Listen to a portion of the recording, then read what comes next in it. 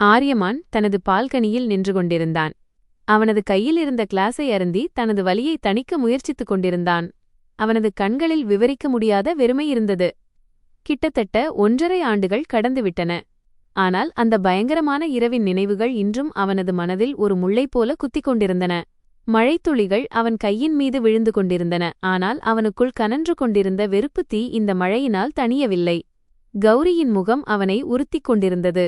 ஆரியமானின் தாயாரான ராஜேஸ்வரி தேவி வீட்டின் அனைவரையும் எழுப்பிய அந்த இரவு மிகவும் இருண்டதாக இருந்தது. அந்த வீட்டின் சுவர்களில் அவர்களின் அலறல் சத்தம் எதிரொலித்தது. வீட்டின் லாக்கரிலிருந்த குடும்பத்து நகைகளையும் பெருமளவு பணத்தையும் கௌரி திருடிக் கொண்டிருந்தபோது ராஜேஸ்வரி தேவி அவளை பிடித்துவிட்டார். கௌரி அங்கிருந்து ஒரு அந்நியனுடன் நிற்பதை ஆரியமான் தன் கண்களாலேயே பார்த்தான். அந்த நபர் அவளது காதலன் என்று சொல்லப்பட்டது. இதை கேட்டதும் ஆரியமானின் ரத்தம் கொதித்தது. ஏனெனில் அவன் கௌரியை அவ்வளவு தீவிரமாக நேசித்தான். ஆனால் அந்த இரவில் அவனது கனவுகள் அனைத்தும் சுக்குநூறாக உடைந்து சிதறின. எதையும் கேட்காமலேயே அவன் கௌரியை வீட்டை விட்டு வெளியேற்றினான். ராஜவர்தன் குடும்பத்திற்கு சமூகத்தில் பெரிய பெயர் இருந்தது. எனவே அந்த அவப்பெயரை மறைக்க ராஜேஸ்வரி தேவி ஒரு வலுவான திட்டத்தை தீட்டினார்.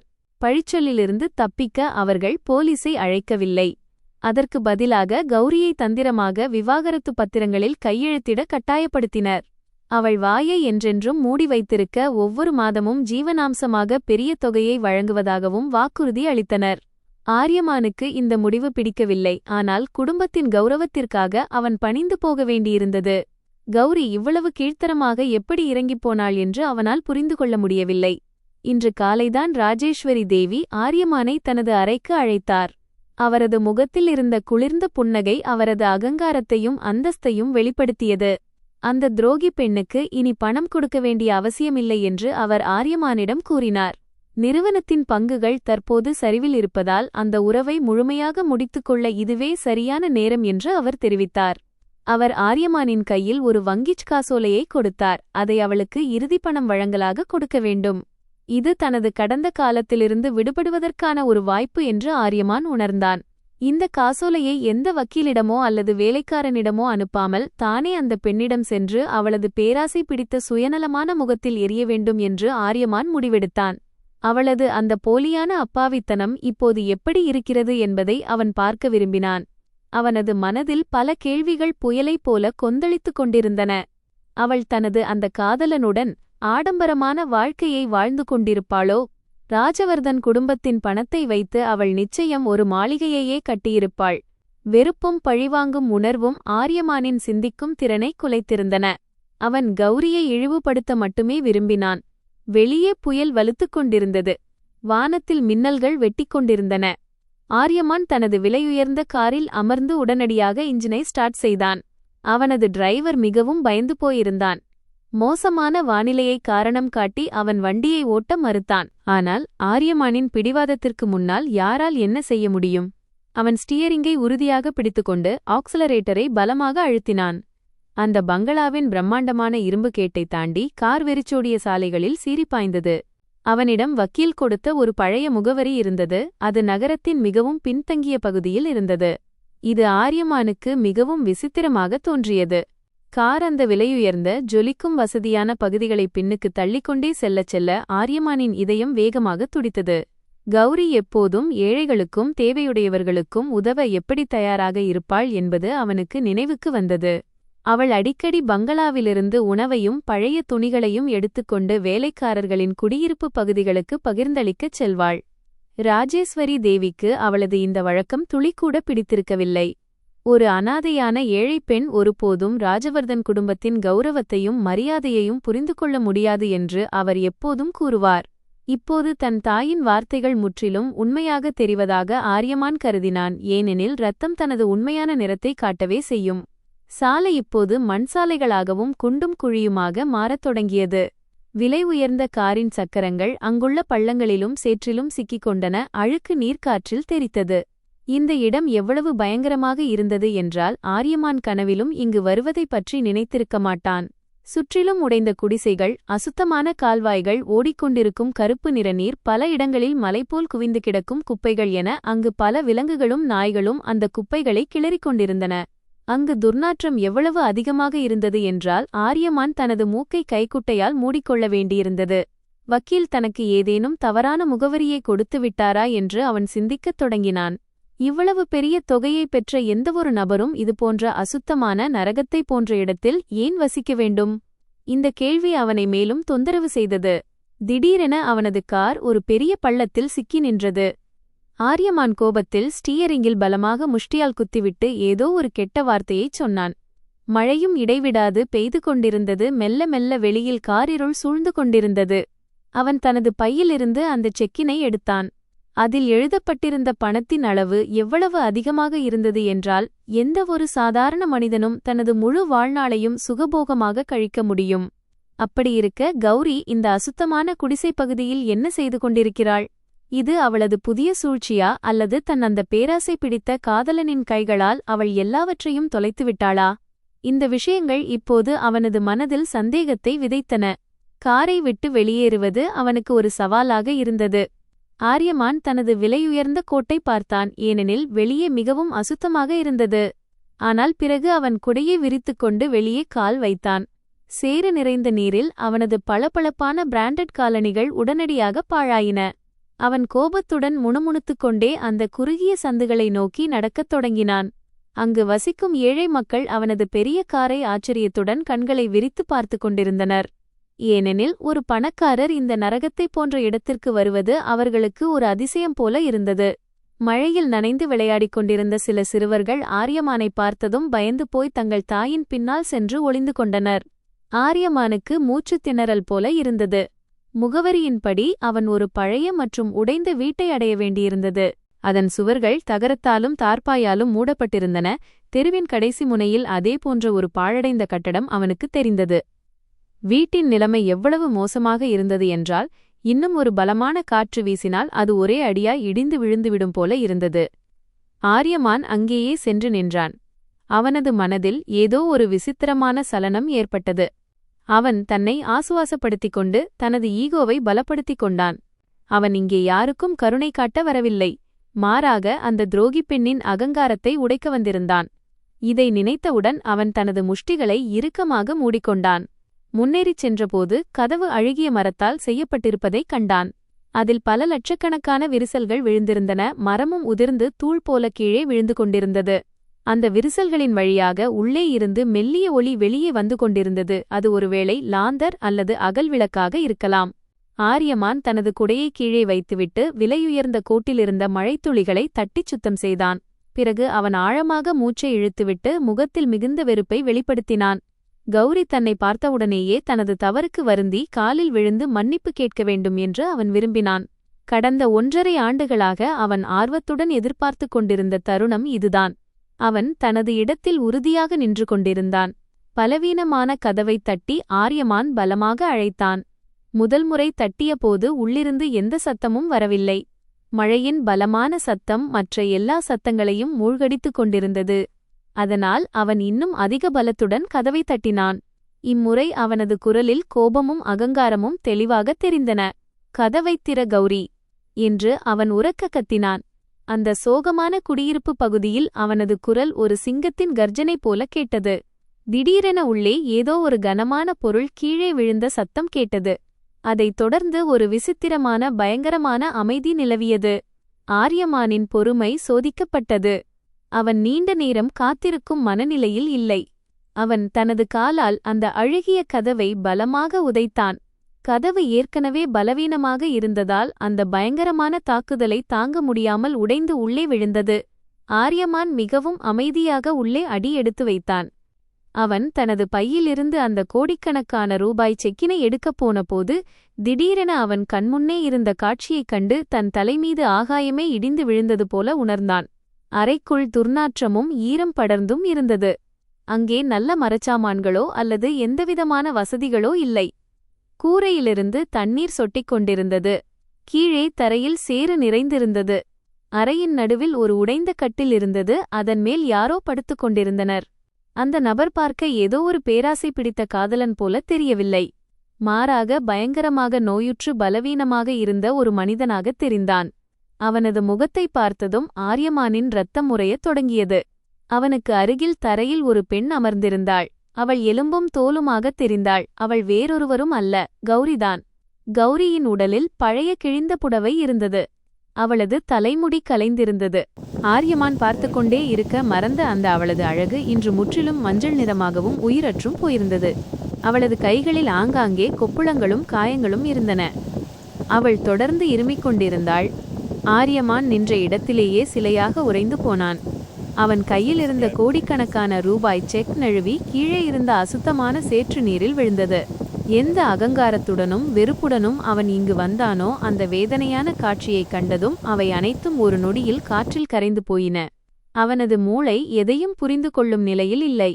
ஆரியமானின் பார்வை இப்போது கட்டிலில் படுத்திருந்த அந்த மனிதனை நோக்கிச் சென்றது. அங்கே வெளிச்சம் மிகவும் குறைவாக இருந்ததால் முகம் தெளிவாக தெரியவில்லை. ஆனால் அந்த மனிதனின் நிலையைக் கண்டால் யாருடைய ஆன்மாவும் நடுங்கும். அவனது உடலில் பல இடங்களில் கட்டுகள் போடப்பட்டிருந்தன. அவற்றில் ஒரு காலத்தில் இரத்தம் கசிந்திருக்கலாம். அந்த இரத்தம் இப்போது கருமையாக மாறியிருந்தது. அந்த மனிதன் ஒவ்வொரு மூச்சுக்காகவும் துடித்துக் கொண்டிருந்தான். அவனுக்கு அருகில் ஒரு பழைய ஆக்சிஜன் மிஷின் இருந்தது. அது பயங்கரமான சத்தத்துடன் ஓடிக்கொண்டிருந்தது.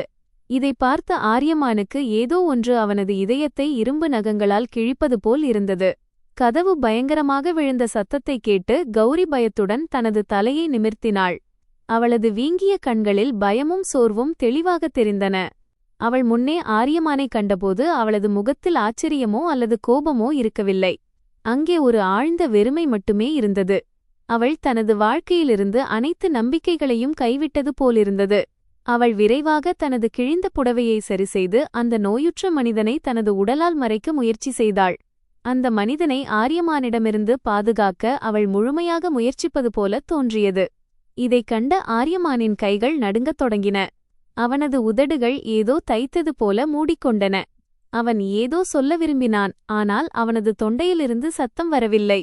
கௌரி அவனையும் ராஜவர்தன் குடும்பத்தையும் ஏமாற்றிவிட்டு தேடிச் சென்ற ஆடம்பரமான வாழ்க்கை இதுதானா? இவ்வளவு பெரிய செல்வத்தையும் வசதிகளையும் விட்டுவிட்டு ஒரு பெண் வேண்டுமென்றே இவ்வளவு அசுத்தமான இடத்தில் வந்து வசிப்பாளா? ராஜேஸ்வரி தேவி சொன்னதெல்லாம் ஒரு நொடியில் பொய் என்று அவனுக்கு தோன்றியது. ஆரியமானின் கண்களுக்கு முன்னால் அந்த இரவு வந்து சென்றது. அப்போதுதான் அவன் கௌரியைப் பார்த்து மிக கேவலமான வார்த்தைகளை பேசியிருந்தான். இன்று அவன் எந்த உண்மையை அறிய வந்தானோ அது அவன் நினைத்ததை விட லட்சக்கணக்கான மடங்கு பயங்கரமாகவும் இதயத்தை உலுக்குவதாகவும் முற்றிலும் வேறானதாகவும் இருந்தது. வெளியே மழை இன்னும் வலுத்தது. மேகங்களின் இடி சத்தம் அறையின் அமைதியை கலைத்துக் கொண்டிருந்தது. ஆரியமானின் அகங்காரமும் அவனது அனைத்து வெறுப்பும் அந்த உடைந்த கதவுக்கு வெளியிலேயே மடிந்து போயின. அவன் ஒரு அடி முன்னே வைத்தான். ஆனால் அவனது கால்கள் மிகவும் பாரமாக மாறின. அறையில் பரவியிருந்த வறுமையும் வலியும் அவனது இதயத்தை உடைத்துக் கொண்டிருந்தன. கட்டிலில் படுத்திருந்த அந்த அந்நிய மனிதனின் ஒரு சிறிய முனகல் ஆரியமானின் உடல் முழுவதும் சிலிர்ப்பை உண்டாக்கியது. அனைவரின் வாழ்க்கையையும் பாழாக்கிய அந்த இரவின் உண்மை என்ன என்பதை அவன் இப்போது தெரிந்து கொள்ள விரும்பினான். ஆரியமான் அந்த வாசலிலேயே நின்று கொண்டிருந்தான். அவனது கையிலிருந்து நழுவி விழுந்த அந்த பெரும் பணத்திற்கான செக் அசுத்தமான நீரில் நனைந்து கொண்டிருந்தது. ஆனால் இப்போது அதற்கு எந்த மதிப்பும் இல்லை. ஏனெனில் முன்னால் இருந்த காட்சி அவனது அனைத்து மாயைகளையும் அகங்காரத்தையும் உடைத்திருந்தது. அவன் இங்கே ஒரு ஆடம்பரமான வாழ்க்கையை பார்க்க வருவேன் என்று நினைத்து வந்திருந்தான். ஆனால் உண்மையில் இங்கே ஒரு பயங்கரமான நரகமே இருந்தது. கௌரியின் நிலையைக் கண்டதும் அவனது இதயம் வேகமாக துடித்தது. இவையெல்லாம் என்னவென்று அவனால் புரிந்து கொள்ள முடியவில்லை. இந்த அறை, இந்த வறுமை, இந்த பயங்கரமான நோய் மைனஸ் இவைதான் அவன் கௌரிக்கு கொடுத்த தண்டனையா? அவன் மெதுவாக கட்டிலை நோக்கி நகர்ந்தான். ஆனால் அவனது காலணிகளின் சத்தத்தைக் கேட்டு கௌரி இன்னும் அதிகமாக பயந்தாள். அவள் நடுங்கும் கைகளால் அந்த நோயுற்ற நபரை முழுவதுமாக மூடுவதற்கு முயற்சி செய்தாள். வேண்டாம், நீ இவனை பார்க்கக்கூடாது என்று அவள் மெல்லிய உடைந்த குரலில் கூறினாள். ஆனால் ஆரியமான் இப்போது நிற்பதாக இல்லை. அவன் கௌரியை மெதுவாக ஓரங்கட்டிவிட்டு அந்த அழுக்கான துணியை அகற்றினான். கீழே ஒரு சிறிய குழந்தை படுத்திருப்பதைக் கண்டான். அந்த குழந்தையின் உடல் முற்றிலும் உருக்குலைந்திருந்தது. அது ஆக்சிஜன் இயந்திரத்தின் உதவியுடன் மிகுந்த சிரமத்தோடு சுவாசித்துக் கொண்டிருந்தது. ஆரியமானின் கண்களில் மீண்டும் கோபமும் குழப்பமும் கலந்த ஒரு விசித்திரமான உணர்வு ஏற்பட்டது. இந்த குழந்தை யாருடையது என்று அவன் சிந்திக்கத் தொடங்கினான். கௌரி என்று அவன் உரக்க கத்தினான். சொல், இந்த குழந்தை உன்னுடையதா இந்த முறையற்ற பிறப்பிற்காகத்தானா நீ ராஜவர்தன் குடும்பத்தின் லாக்கரை திருடினாய்? உனது காதலனின் குழந்தையை வளர்ப்பதற்காகவா நீ என் வாழ்க்கையை பாழாக்கினாய்? அவனது குரல் அந்த அறையின் ஈரமான காற்றில் எதிரொலித்தது. கௌரி எதுவும் சொல்லவில்லை. தலையை குனிந்து கொண்டு தேம்பித் தேம்பி அழத் தொடங்கினாள். கண்ணீர் தரையில் இருந்த அழுக்கில் விழுந்து மறைந்து கொண்டிருந்தது. ஆனால் வலி மிகவும் ஆழமாக இருந்தது. கௌரியின் அமைதி ஆரியமானை உள்ளுக்குள் பைத்தியமாக மாற்றிக் கொண்டிருந்தது. அவன் அவளை உலுக்கி உண்மையை வரவழைக்க விரும்பினான். அப்போதுதான் பின்னால் யாரோ வருவது போன்ற சத்தம் கேட்டது. அங்கே ஒரு வயதான பெண் நின்று கொண்டிருந்தாள். அவள் கௌரியின் பக்கத்து வீட்டுக்காரி போலத் தெரிந்தாள். அவள் கதவில் நின்று கொண்டிருந்தாள். அவள் கிழிந்த புடவை அணிந்திருந்தாள். அவளது முகத்தில் ஆயிரக்கணக்கான சுருக்கங்கள் இருந்தன. அவள் பெயர் யசோதா காக்கி. ஆரியமானின் விலையுயர்ந்த துணிகள், காலணிகள் மற்றும் அவனது முகத்தில் இருந்த கோபத்தைக் கண்டதும் இந்த மனிதன் யார் என்பதை அவள் உடனே புரிந்து கொண்டாள். அவளது கண்களில் ஆரியமானைப் பற்றிய ஆழமான வெறுப்பும் அருவருப்பும் தெளிவாகத் தெரிந்தன. யசோதா காக்கி மெதுவாக உள்ளே வந்து ஆரியமானுக்கு முன்னால் நின்றாள். சரி, அப்படியென்றால் நீதான் அந்த கல் நெஞ்சம் கொண்ட இரக்கமற்ற பணக்கார மனிதனா? தேவதையைப் போன்ற ஒரு பெண்ணை சாலையில் கொண்டு வந்து எறிந்தாயே. காக்கியின் குரலில் விசித்திரமான வெறுப்பும் உண்மையும் இருந்தது.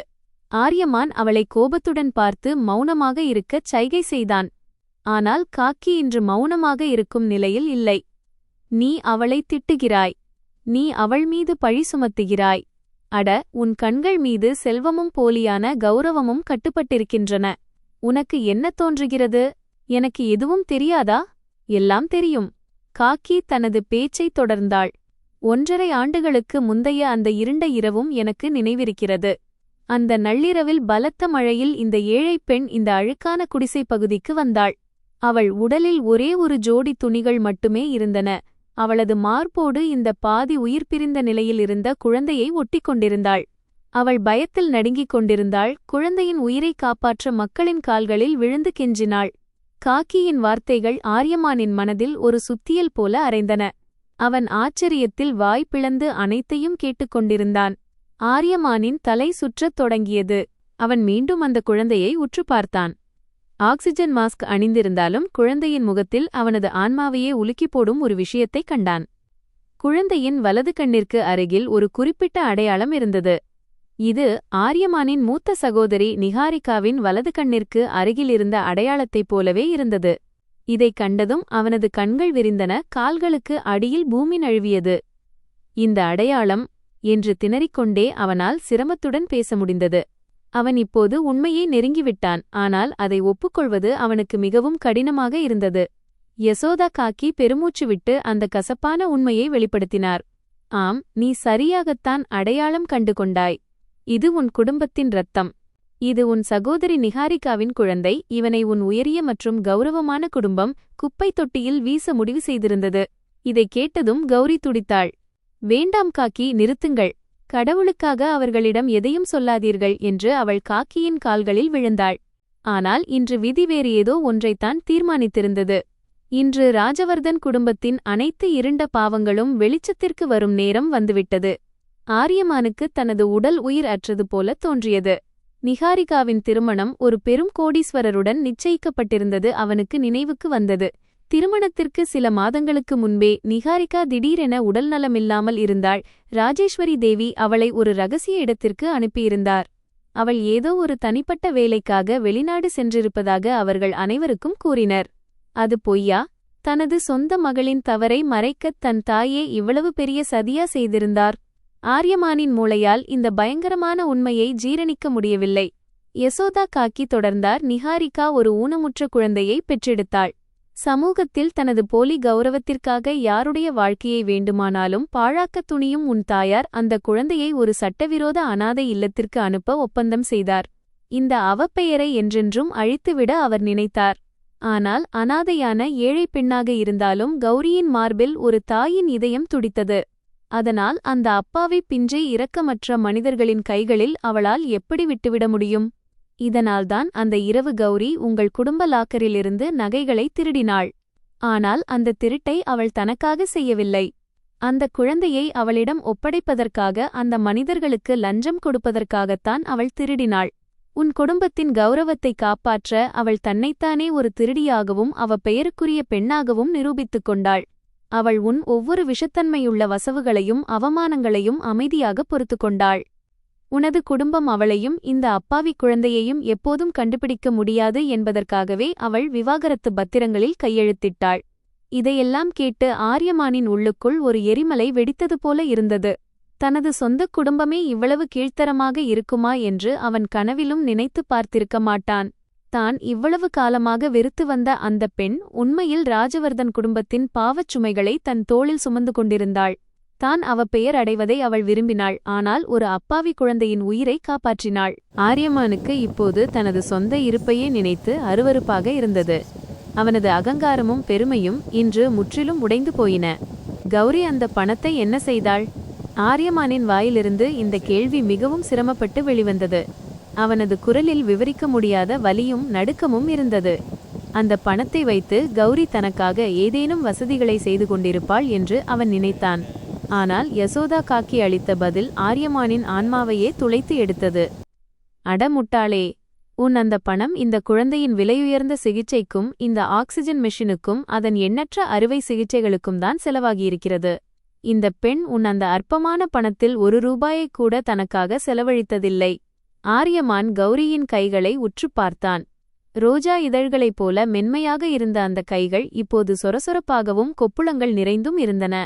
அவளது விரல் ஓரங்கள் வெட்டிப்போய் ரத்தம் கசிந்து கொண்டிருந்தன. இந்த குழந்தைக்கு மருந்து வாங்குவதற்காக சாலையோரம் உள்ள உணவகங்களில் பாத்திரம் தேய்த்திருக்கிறாள். வீடுகளில் துடைப்பம் மற்றும் தரையை துடைக்கும் வேலைகளை செய்திருக்கிறாள் என்று காக்கி அழுதுகொண்டே கூறினார். சில நாட்களாக அவள் உணவில்லாமல் பசியோடு இருந்திருக்கிறாள். அந்த குழந்தையின் சுவாசம் தொடர்ந்து நடக்க வேண்டும் என்பதற்காகவும் சிகிச்சையில் எந்த குறையும் இருக்கக்கூடாது என்பதற்காகவும் அவள் பட்டினி கிடந்தாள். ஒரு சொந்தத் தாயால் கூட தன் குழந்தைக்கு இவ்வளவு பெரிய தியாகத்தை செய்ய முடியுமா? மனிதநேயம் எவ்வளவு கீழ்த்தரமாக விழுந்துவிட முடியும் என்பதை ஆரியமான் இன்று புரிந்து கொண்டான். எந்த ராஜவர்தன் பங்களாவில் அமர்ந்து அவனது குடும்பம் செல்வத்தையும் போலி கௌரவத்தையும் நினைத்து அகங்காரம் கொண்டதோ அந்த பங்களாவே பாவத்தின் அடித்தளத்தில் நின்று கொண்டிருந்தது. இந்த அசுத்தமான துர்நாற்றம் வீசும் குடிசைப் பகுதிதான் உண்மையில் ஒரு புனிதமான கோவிலாக மாறியிருந்தது. ராஜவர்தன் குடும்பத்தின் பாவங்களை வீழ்த்துவதற்காகவே இறைவன் இந்த தேவதையை தேர்ந்தெடுத்திருந்தான். ஆரியமானுக்கு தன் தாயின் மீதும் தன்மீதே மிகுந்த கோபம் உண்டானது. திடீரென கௌரிக்கு தீவிர இருமல் ஏற்பட்டது. அவள் தரையில் விழுந்து இருமிக்கொண்டே இருந்தபோது அவளது வாயிலிருந்து ரத்தம் கசிந்தது.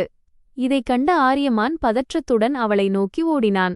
ஆனால் யசோதா காக்கி அவனை தள்ளிவிட்டாள். தொட்டுவிடாதே, உனது அந்த பாவி மற்றும் அசுத்தமான கைகளால் அவளை தொடாதே என்று காக்கி கத்தினார். இவளுக்கு என்ன ஆனது என்று உனக்கு தெரியுமா? பகலும் இரவும் இடைவிடாது உழைத்ததாலும் பட்டினி கிடந்ததாலும் இந்த அசுத்தமான இடத்தில் வாழ்ந்ததாலும் அவளது 2 சிறுநீரகங்களும் செயலிழந்துவிட்டன. இவள் இப்போது மரணத்தின் விளிம்பில் நிற்கிறாள். இதற்கு நீயும் உன் கீழ்த்தரமான குடும்பமும்தான் பொறுப்பு. இதைக் கேட்டதும் ஆரியமான் நிலைகுலைந்து போனான். அவன் அந்த அழுக்கான சேறு நிறைந்த தரையில் முழங்காலிட்டு விழுந்தான். அவனது விலையுயர்ந்த துணிகளும் அவனது அந்த போலியான அந்தஸ்தும் மண்ணோடு மண்ணாகின. அவன் தனது தலையை 2 கைகளால் பிடித்துக்கொண்டு உடைந்த மனிதனைப் போல உரக்க கதறி அழுதான். வெளியே மின்னல் வெட்டிக் கொண்டிருந்தது. ஆனால் ஆரியமானுக்குள் வீசிக்கொண்டிருந்த புயல் வெளியிலிருந்த புயலை விட பயங்கரமானதாக இருந்தது. வாழ்க்கையின் மிக விலைமதிப்பற்ற புனிதமான ஒன்றை அவன் தனது சொந்த கைகளாலேயே இழந்துவிட்டான். தரையில் கிடந்த அந்த செக்கை பார்த்தான். அது தண்ணீரில் கரைந்து போயிருந்தது. கோடிக்கணக்கான ரூபாய் மதிப்புள்ள அந்த தாள் கௌரியின் தியாகத்திற்கும் அர்ப்பணிப்பிற்கும் முன்னால் ஒரு சாதாரண காகித துண்டை விட மேலானதாக அவனுக்கு தோன்றவில்லை. பணத்தால் ஒரு மனிதனின் மதிப்பை தீர்மானிப்பவர்கள் எவ்வளவு குருடர்கள் மற்றும் முட்டாள்கள் என்பதை அவன் சிந்தித்துக் கொண்டிருந்தான். கௌரி எந்தவொரு பேராசையுமின்றி அனைத்தையும் தியாகம் செய்திருந்தாள். தனக்கு இரத்த சம்பந்தமே இல்லாத ஒரு உயிரை காப்பாற்றினாள். இது மனிதநேயத்தின் மிகச்சிறந்த மற்றும் உண்மையான உதாரணம். கௌரி, என்னை மன்னித்துவிடு என்று ஆரியமான் மிகவும் மெதுவாக ஆனால் மிகுந்த சிரமத்துடன் கூறினான். அவனது கண்களிலிருந்து ஆறாக கண்ணீர் வழிந்து கொண்டிருந்தது. அவன் முழங்கால்களால் ஊர்ந்து கௌரியின் அருகில் சென்றான். நடுங்கும் கைகளால் கௌரியின் சொரசொரப்பான கொப்புளங்கள் நிறைந்த கைகளைப் பற்ற முயன்றான். ஆனால் கௌரி மிகவும் அமைதியாக தனது கைகளை பின்வாங்கிக் கொண்டாள். அவளது கண்களில் எந்த வெறுப்போ அல்லது புகாரோ இல்லை. பெரிய முனிவர்களின் கண்களில் மட்டுமே காணக்கூடிய ஒரு அமைதி அங்கே இருந்தது. தவறு உன்னுடையது அல்ல ஆரியமான் என்று கௌரி மெல்லிய பலவீனமான குரலில் கூறினாள். நீயும் இந்த சமூகத்தின் மற்றும் இந்த குடும்பத்தின் சிந்தனையின் ஒரு பகுதிதான். உறவுகளை விட பணத்திற்கு அதிக முக்கியத்துவம் கொடுக்கப்படும் இந்த உலகில் நீயும் ஒரு பொம்மைதான். நான் செய்ததெல்லாம் எனது மனசாட்சியின் குரல். அந்த அப்பாவி குழந்தை இறப்பதை பார்த்துக்கொண்டு என்னால் இருக்க முடியவில்லை. இதற்காக என் வாழ்நாள் முழுவதும் நான் நரக நெருப்பில் எரிய வேண்டியிருந்தாலும் நான் இதையேதான் செய்திருப்பேன். எனக்கு எந்த வருத்தமும் இல்லை. அவளது ஒவ்வொரு வார்த்தையும் உண்மையாக இருந்ததால் அவை ஆரியமானின் நெஞ்சில் அம்புகளைப் போல தைத்தன. ஆரியமான் தனது தலையை கௌரியின் பாதங்களில் வைத்தான். நான் குருடனாக இருந்துவிட்டேன் கௌரி. போலி கௌரவம் என்ற திரை என் கண்கள் மீது படர்ந்திருந்தது. தயவு செய்து எனக்கு ஒரு வாய்ப்பு கொடு. நான் அனைத்தையும் சரிசெய்கிறேன். உன்னையும் இந்த குழந்தையையும் உலகின் மிகப்பெரிய மருத்துவமனைக்கு அழைத்துச் செல்கிறேன். என் தாய் செய்த தவறுக்கு கண்டிப்பாக தண்டனை அனுபவிப்பார். அவன் ஒரு சிறிய குழந்தையைப் போல கதறி அழுது கெஞ்சிக் கொண்டிருந்தான். அந்த நேரத்தில் தனது வாழ்க்கையின் மொத்தச் சொத்துக்களையும் தனது பேரரசையும் அந்த உடைந்த கட்டிலுக்காக விட்டுக் கொடுக்க அவன் தயாராக இருந்தான். ஆனால் கௌரி மிகவும் சோகமான மனதுடன் மறுத்துவிட்டாள். இப்போது காலம் கடந்துவிட்டது ஆரியமான். என்னிடம் இனி அதிக நேரம் இல்லை. என் உடல் இப்போது சரணடைந்து விட்டது. அவள் மீண்டும் இருமினாள். அவளது இருமல் இன்னும் தீவிரமடைந்தது. ஆரியமான் பதற்றத்துடன் காக்கியை பார்த்தான். காக்கியின் கண்களிலும் ஏமாற்றத்தின் கண்ணீர் இருந்தது. மரணம் இப்போது இந்த உடைந்த அறையின் வாசலில் தட்டிக் கொண்டிருந்தது. உலகத்தின் அத்தனை செல்வங்களும் இருந்தும் மரணத்தை தடுக்க முடியாமல் ஆரியமான் முற்றிலும் கதியற்றவனாக இருந்தான். அந்த அறையில் பழைய ஆக்சிஜன் மிஷினின் பயங்கரமான சத்தமும் ஆரியமானின் தேம்பல் சத்தமும் மட்டுமே எதிரொலித்தன. காற்றில் மரணத்தின் விசித்திரமான குளிர்ச்சியும் பரவத் தொடங்கியது. என்ன செய்வது என்று அவனுக்கு புரியவில்லை. ஆம்புலன்ஸை அழைக்க போனை எடுத்தான். ஆனால் அந்த அழுக்கான பகுதியில் நெட்வொர்க் கிடைக்கவில்லை. தனது சொந்த அகங்காரத்தாலும் குருட்டுத்தனத்தாலும் அவனே பின்னிக்கொண்ட வலையில் அவன் சிக்கிக் கொண்டிருந்தான். விதி இப்போது அவனிடம் ஒவ்வொரு பாவங்களுக்கும் மிக கொடூரமான மற்றும் பயங்கரமான கணக்கை கேட்டுக்கொண்டிருந்தது. ஆரியமானின் இதயம் பயத்தில் நடுங்கிக் கொண்டிருந்தது. வெளியே மழைப்புயல் நின்றபாடில்லை. ஒவ்வொரு நொடியும் மிகவும் விலைமதிப்பற்றது என்பதால் அவன் இனி காத்திருக்க முடியாது என்று முடிவெடுத்தான். அவன் உடனடியாக தனது விலையுயர்ந்த கோட்டை கழற்றி அந்த நோயுற்ற குழந்தையின் மீது நன்றாக போர்த்தி மூடினான். பிறகு அவன் தனது கைகளால் கௌரியின் குளிர்ந்த உடலை தூக்கினான். அவளது எடை மிகவும் குறைவாக இருந்தது. அதைக் கண்டதும் ஆரியமான் இன்னும் வேகமாக அழத் தொடங்கினான். காக்கியும் குழந்தையை தன் மடியில் தூக்கிக் கொண்டார்.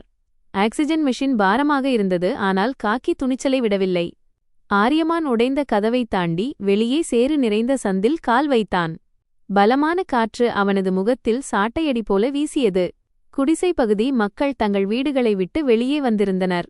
ஒரு பணக்காரன் அந்த ஏழை பெண்ணை தன் கைகளில் ஏந்திக் கொண்டு செல்வதைக் கண்டு அனைவரும் ஆச்சரியப்பட்டனர். ஆரியமானின் கண்களில் அகங்காரமில்லை, ஆழ்ந்த வலி மட்டுமே இருந்தது. மழையின் அழுக்கு நீர் அவனது முழங்கால் வரை எட்டியிருந்தது. நடப்பதற்கு அவனுக்கு மிகவும் சிரமமாக இருந்தது. ஆனாலும் அவன் தளரவில்லை. கௌரியின் தலை ஆரியமானின் தோளில் சாய்ந்திருந்தது. அவளது சுவாசம் மிகவும் மெதுவாகவும் அவ்வப்போது விக்கிக் கொண்டும் இருந்தது. அவள் மயக்கமடைந்துவிடக் கூடாது என்பதற்காக ஆரியமான் அவளை மீண்டும் மீண்டும் அழைத்துக் கொண்டிருந்தான். இன்னும் கொஞ்ச நேரம்தான் கௌரி, நாம் மருத்துவமனைக்கு வந்துவிட்டோம் என்று அவன் அழுதுகொண்டே கூறினான். வழியில் கிடந்த கற்களும் கண்ணாடி துண்டுகளும் அவனது கால்களை இரத்த காயங்களுக்கு உள்ளாக்கின. ஆனால் தன் உடலில் ஏற்பட்ட வலியை அவன் உணரவில்லை.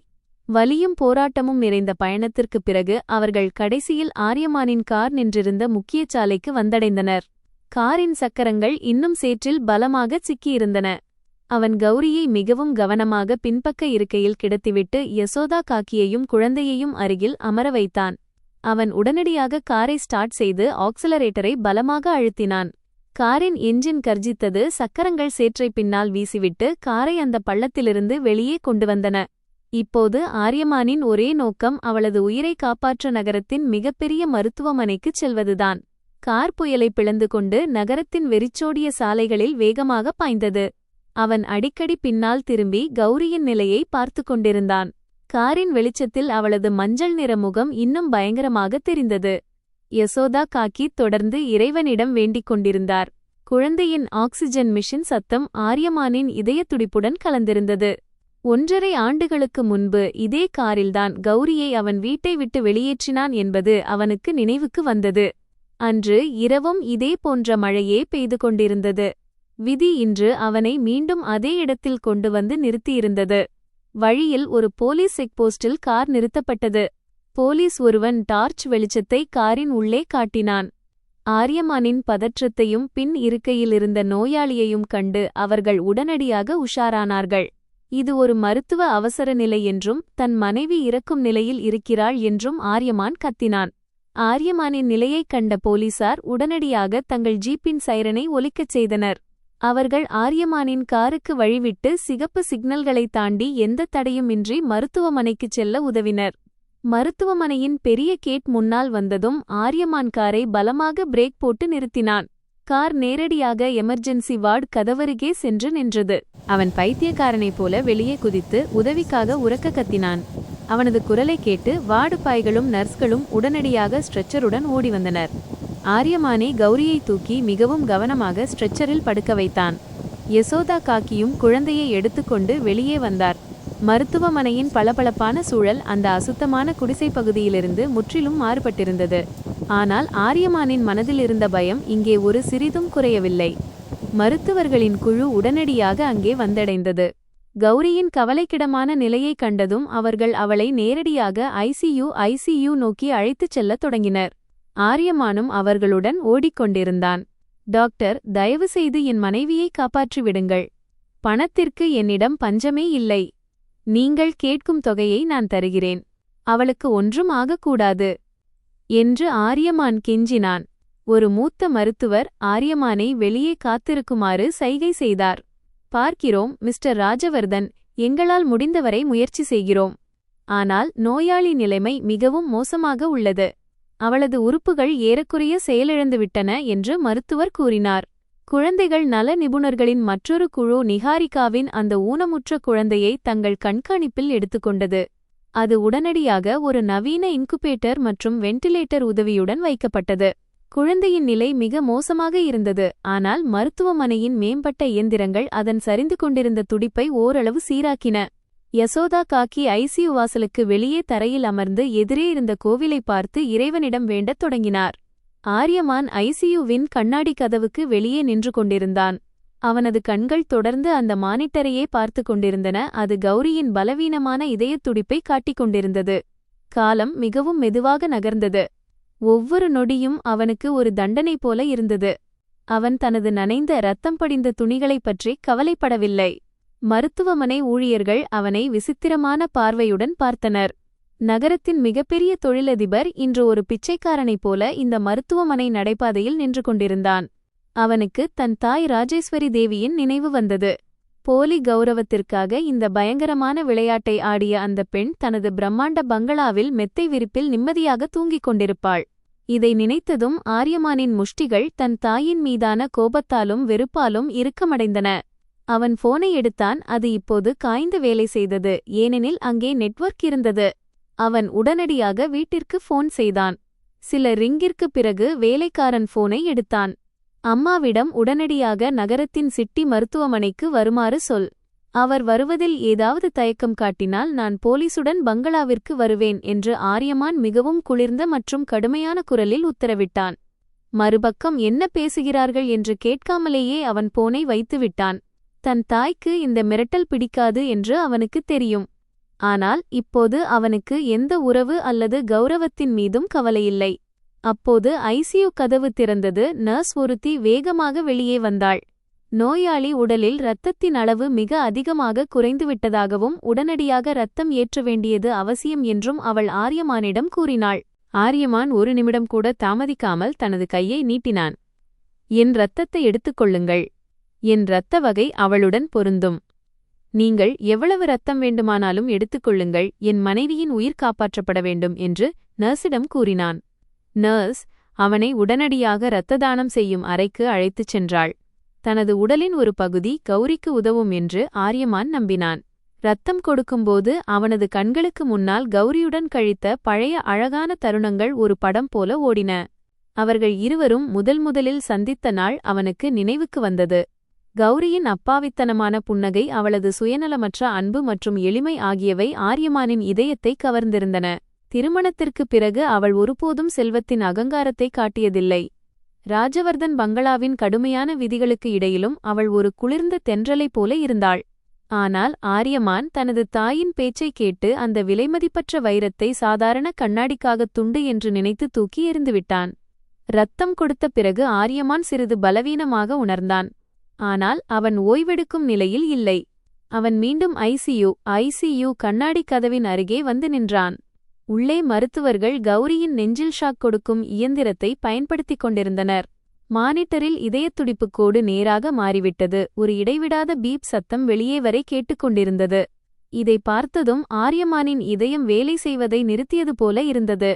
அவன் கண்ணாடியை தட்டிக்கொண்டே கதறி அழுதான். யசோதா காக்கியும் அழுது கொண்டே இறைவனிடம் கருணை வேண்டிக் கொண்டிருந்தார். நீண்ட நேர போராட்டத்திற்குப் பிறகு மானிட்டரில் ஒரு மெல்லிய அசைவு தெரிந்தது. மருத்துவர் நிம்மதி பெருமூச்சு விட்டார். கௌரியின் இதயத்துடிப்பு திரும்பிவிட்டது. ஆனால் அவள் இன்னும் கோமா நிலையில்தான் இருந்தாள். மருத்துவர்கள் வெளியே வந்து அடுத்த 24 மணி நேரம் மிகவும் முக்கியமானது என்று ஆரியமானிடம் கூறினர். நோயாளி தனது மனவுறுதியை முழுமையாக இழந்துவிட்டார். அவர் பிழைக்க விரும்பவில்லை போல தெரிகிறது. மருந்துகளுடன் அவருக்குள் வாழ வேண்டும் என்ற நம்பிக்கையை விதைப்பதும் மிக முக்கியம் என்று மருத்துவர் தீவிரமாக கூறினார். கௌரி ஏன் வாழும் நம்பிக்கையை இழந்தாள் என்பது ஆரியமானுக்கு தெரியும். இதற்கிடையில் மருத்துவமனையின் பிரதான வாசலில் ஒரு சொகுசு கார் வந்து நின்றது. அதிலிருந்து ராஜேஸ்வரி தேவி வெளியே வந்தார். அவர் முகத்தில் கோபமும் படபடப்பும் தெளிவாக தெரிந்தன. அவர் மருத்துவமனையின் தரைப்பகுதியில் தனது விலையுயர்ந்த செருப்புகளை கழற்றாமல் அதிகாரத்துடன் நடந்து வந்தார். அவருடன் 2 பாதுகாப்பு காவலர்களும் இருந்தனர். ஆரியமான் ஏன் நள்ளிரவில் மிரட்டி இங்கு கூப்பிட்டான் என்று ராஜேஸ்வரி தேவிக்கு தெரியவில்லை. அந்த இழிந்த பெண் ஏதேனும் புதிய நாடகத்தை ஆரம்பித்தாளோ? இந்த அகங்காரத்துடன் அவர் லிஃப்டை நோக்கி வேகமாக நடக்கத் தொடங்கினார். ராஜேஸ்வரி தேவி ஐசியு வார்டிற்கு வெளியே வந்து சேர்ந்தார். அங்கே ஆரியமானின் நிலையைக் கண்டதும் அவர் அதிர்ச்சியில் உறைந்து போனார். எப்போதும் விலையுயர்ந்த ஆடைகளில் இருக்கும் தனது மகன் இன்று இரத்தமும் சேரும் படிந்து ஒரு பைத்தியக்காரனைப் போல தெரிவதைக் கண்டு அவர் திகைத்து நின்றார். இதெல்லாம் என்ன முட்டாள்தனம் ஆரியமான்? அந்த துரோகி பெண்ணுக்காக நீ ஏன் உன்னை இப்படி அழித்துக் கொண்டிருக்கிறாய்? மக்கள் பார்த்தால் நம் குடும்பத்தைப் பற்றி என்னவெல்லாம் பேசுவார்கள் என்று ராஜேஸ்வரி தேவி தனது மூக்கைச் சுருக்கிக் கொண்டு கடுமையான தொனியில் கூறினார். அவருக்கு யாரைப் பற்றியும் கவலையில்லை. அவரது கவனம் முழுவதும் அவரது போலி மற்றும் அர்த்தமற்ற சமூக அந்தஸ்தின் மீது மட்டுமே இருந்தது. ஆரியமான் மெதுவாக தனது தலையை நிமிர்த்தினான். தன் தாயின் மீது எப்போதும் வைத்திருந்த மரியாதை இன்று முற்றிலும் அழிந்து போயிருந்தது. அந்த கண்களில் இப்போது பயங்கரமான வெறுப்பின் நெருப்பு கொழுந்துவிட்டு எரிந்து கொண்டிருந்தது. அவன் எழுந்து தன் தாய்க்கு நேர் எதிரே சென்று நின்றான். குடும்ப கௌரவமா? நீங்கள் எந்த அர்த்தமற்ற கௌரவத்தைப் பற்றி பேசுகிறீர்கள் அம்மா? என் சொந்த சகோதரியின் குழந்தையை ஒரு சட்டவிரோதமான அனாதை இல்லத்தின் கசாப்புக் கடைக்காரர்களிடம் விற்க நீங்கள் செய்த அந்த பயங்கரமான மற்றும் அருவருப்பான ஒப்பந்தத்தை மறைக்கவா என்று ஆரியமான் உரக்க கர்ஜித்தான். இதை கேட்டவுடன் ராஜேஸ்வரி தேவியின் முகம் வெளிறிப்போனது. கால்களுக்கு அடியில் பூமி நழுவியது. மிகுந்த தந்திரத்துடன் அவர் புதைத்து வைத்திருந்த அந்த மிகப்பெரிய இருண்ட ரகசியம் இன்று மருத்துவமனையின் திறந்த நடைபாதையில் வெளிச்சத்திற்கு வந்தது. நீ என்ன உளறுகிறாய்? இதை உன்னிடம் சொன்னது யார்? அந்த அவப்பெயருக்குரிய ஒழுக்கமற்ற கௌரிதான் உனக்கு பாடம் புகட்டினாளா? அவள் நம் குடும்பத்தை அழிக்க நினைக்கிறாள் என்று ராஜேஸ்வரி தேவி திணறிக்கொண்டே பொய் சொல்ல முயன்றார். ஆனால் அவரது உடல் பயத்தினால் கடுமையாக நடுங்கிக் கொண்டிருந்தது. இருப்பினும் அவரது போலி அகங்காரம் இன்னும் அவர் முகத்தில் அப்படியே இருந்தது. வாயை மூடுங்கள். ஆரியமானின் குரல் மிகவும் பலமாக இருந்தது. மருத்துவமனை ஊழியர்களே மிரண்டு போயினர். கௌரி என்னிடம் எதையும் சொல்லவில்லை. உங்களுடைய மற்றும் இந்த இழிந்த குடும்பத்தின் பாவங்களை தன் தலையில் சுமந்து கொண்டவள் அவள். அந்த அப்பாவி குழந்தையை உங்கள் இரக்கமற்ற தன்மையிலிருந்து காப்பாற்றத்தான் அவள் குழந்தையை எடுத்துக்கொண்டு ஓடினாள். என் அடக்குமுறைகளையும் பொறுத்துக்கொண்டு வறுமையில் பட்டினி கிடந்து தன் இரத்தமும் வியர்வையும் அனைத்தையும் அந்த குழந்தையின் சிகிச்சைக்காக செலவழித்தாள். உங்கள் போலி கௌரவத்திற்காக தேவதையைப் போன்ற அந்த பெண்ணை சரித்திரமற்றவள் என்றும் திருடி என்றும் முத்திரை குத்தினீர்கள். உங்களை கடவுள் கூட மன்னிக்க மாட்டார். ராஜேஸ்வரி தேவி ஒன்றும் பேசாமல் சுவரை பிடித்துக்கொண்டு சாய்ந்தார். ஏனெனில் அவர் பின்னிக் கொடுத்த ஒட்டுமொத்த சதியும் இப்போது தவிடுபொடியாகி இருந்தது. ஆரியமான் தனது விரலால் ஐசியு கதவை சுட்டிக்காட்டினான். இங்கே உள்ளே மரணத்துடன் போராடிக் கொண்டிருக்கும் பெண் என் மனைவி. அங்கே இன்னொரு வார்டில் வெண்டிலேட்டரில் தனது இறுதி மூச்சுகளை எண்ணிக்கொண்டிருக்கும் குழந்தை உங்கள் மகள் நிஹாரிகாவின் இரத்தம். இன்று அவர்கள் இருவரில் யாருக்காவது ஏதாவது நடந்தால் நான் ராஜவர்தன் குடும்பத்தின் மொத்த சொத்தையும் இந்த போலி கௌரவத்தையும் கொளுத்திவிடுவேன். ராஜேஸ்வரி தேவியின் அகங்காரம் முற்றிலும் உடைந்து போயிருந்தது. தன் பேச்சை கேட்டுக்கொண்டிருந்த தன் சொந்த மகனே இன்று ஒரு சிங்கத்தைப் போல தனக்கு எதிராக நின்று தன்னை அழித்து விடுவேன் என்று மிரட்டுவான் என்பதை அவர் கனவிலும் நினைத்து பார்த்திருக்க மாட்டார். இன்று சக்திவாய்ந்த மற்றும் ஆபத்தான பெண்ணாக அறியப்பட்ட ராஜேஸ்வரி தேவி ஒரு உதவியற்ற வயதான பெண் போல தெரிந்தனர். அவரது உதடுகள் நடுங்கிக் கொண்டிருந்தன, நெற்றியில் வியர்வை துளிகள் மின்னின. அவர் தன்னை நிலைநிறுத்திக் கொள்ள மிகவும் முயற்சி செய்தார். ஆனால் அவரது கால்களில் நிற்பதற்கான பலம் துளியும் இருக்கவில்லை. நீ என்னை மிரட்டுகிறாயா ஆரியமான்? நான் செய்ததெல்லாம் இந்த குடும்பத்தின் கௌரவத்தை காப்பாற்றத்தான் என்று ராஜேஸ்வரி தேவி மிகவும் மெல்லிய மற்றும் அழுத குரலில் கூறினார். ஆனால் ஆரியமானின் முகத்தில் அவருக்காக எந்த இரக்கமும் அல்லது அனுதாபமும் இல்லை. அம்மா, அது கௌரவம் அல்ல, அது உங்களது அகங்காரம். அந்த அகங்காரத்தின் பலிபீடத்தில் ஒரு அப்பாவி குழந்தையின் உயிரையும் உங்கள் சொந்த மகனின் மகிழ்ச்சியையும் தாரை வார்த்து விட்டீர்கள். இன்று இந்த அர்த்தமற்ற கௌரவத்தினால் என் மனைவி மரணத்தின் வாயிலில் நிற்கிறாள். நீங்கள் எங்களை என்றென்றும் அழித்துவிட்டீர்கள். இதை கேட்ட ராஜேஸ்வரி தேவியால் மேலெதுவும் பேச முடியவில்லை.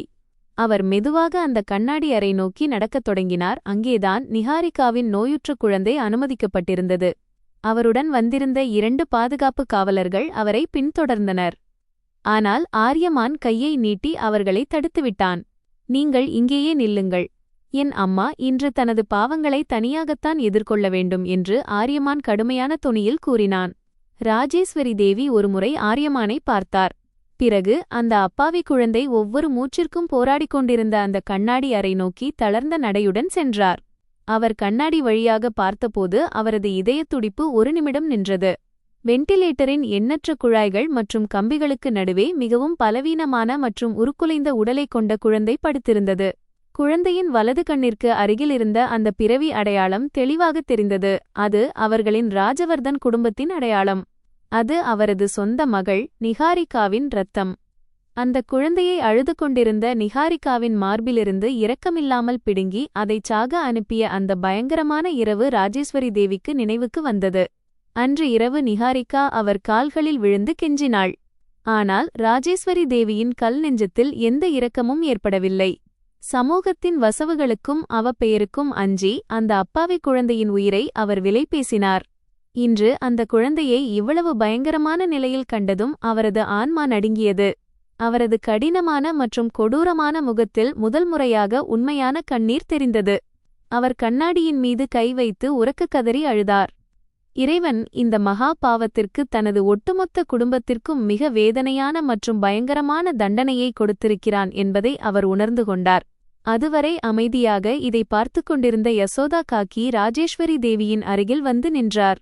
குடிசை பகுதியின் அந்தச் சாதாரண பெண் நகரத்தின் மிகப்பெரிய பணக்கார மற்றும் சக்தி வாய்ந்த பெண்ணின் கண்களை நேராக பார்த்தார். ஏன் எஜமானி, இப்போது ஏன் அழுகிறீர்கள்? எந்த இரத்தத்தை நீங்கள் குப்பை என்று நினைத்து சாலையில் வீசி எறிந்தீர்களோ இன்று அதே இரத்தத்தை பார்த்ததும் உன் கண்களில் ஏன் கண்ணீர் வருகிறது? உனது போலி கௌரவத்திற்காக இந்த குழந்தையை நீ சாவதற்கு விட்டுவிட்டாய்.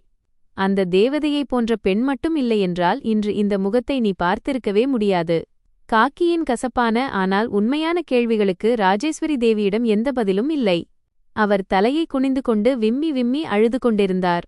காக்கி தொடர்ந்தார், உனக்கு தெரியுமா அந்த பலவீனமான பெண் இந்த குழந்தையின் உயிரை எப்படி காப்பாற்றினாள் என்று? நீ அனுப்பிய ஜீவனாம்ச பணம் தீர்ந்து போகும்போது இந்த குழந்தைக்கு ஆக்சிஜன் சிலிண்டர் வாங்குவதற்காக அவள் மருத்துவமனைக்கு வெளியே தனது இரத்தத்தையே விற்றாள். அவள் தன் சிறுநீரகத்தையே பாழாக்கிக் கொண்டாள். ஆனால் உனது இந்த பேரன் இறக்க அனுமதிக்கவில்லை. நீயோ அவளை எப்போதும் ஒழுக்கமற்ற தொழில் செய்பவள் என்றுதான் கூறினாய். இந்த பயங்கரமான உண்மையைக் கேட்டு ராஜேஸ்வரி தேவி தரையில் முழங்காலிட்டு அமர்ந்தார். அவரது ஒட்டுமொத்த அகங்காரம், செல்வத்தின் போதை மற்றும் அந்தஸ்து அனைத்தும் இன்று ஒரு ஏழை பெண்ணின் சுயநலமற்ற தியாகத்திற்கு முன்னால் மண்ணோடு மண்ணாகின. எந்த கௌரியை அவர் எப்போதும் கீழ்த்தரமானவள் என்றும் பேராசைக்காரி என்றும் நினைத்தாரோ அவள் உண்மையில் அவரது குடும்பத்தின் கவசமாக இருந்தாள். ராஜேஸ்வரி தேவி தனது சொந்த கைகளாலேயே தன் வீட்டின் லக்ஷ்மியை நரக நெருப்பில் தள்ளிவிட்டார். மனஸ்தாபத்தின் இந்த தீ இன்று அவரது நெஞ்சை மிக கொடூரமாக எரித்துக் கொண்டிருந்தது. ஆனால் இப்போது அவரது பாவங்களுக்கு மன்னிப்பு கேட்கும் காலம் கடந்துவிட்டதோ என்று தோன்றியது. அதே நேரத்தில் ஐசியு கதவு திடீரென திறந்தது. பதற்றமடைந்த நர்ஸ் ஒருத்தி ஓடி வந்தாள். அவள் ஆரியமானை அழைத்து, மிஸ்டர் ராஜவர்தன், உங்கள் மனைவிக்கு நினைவு திரும்பிவிட்டது.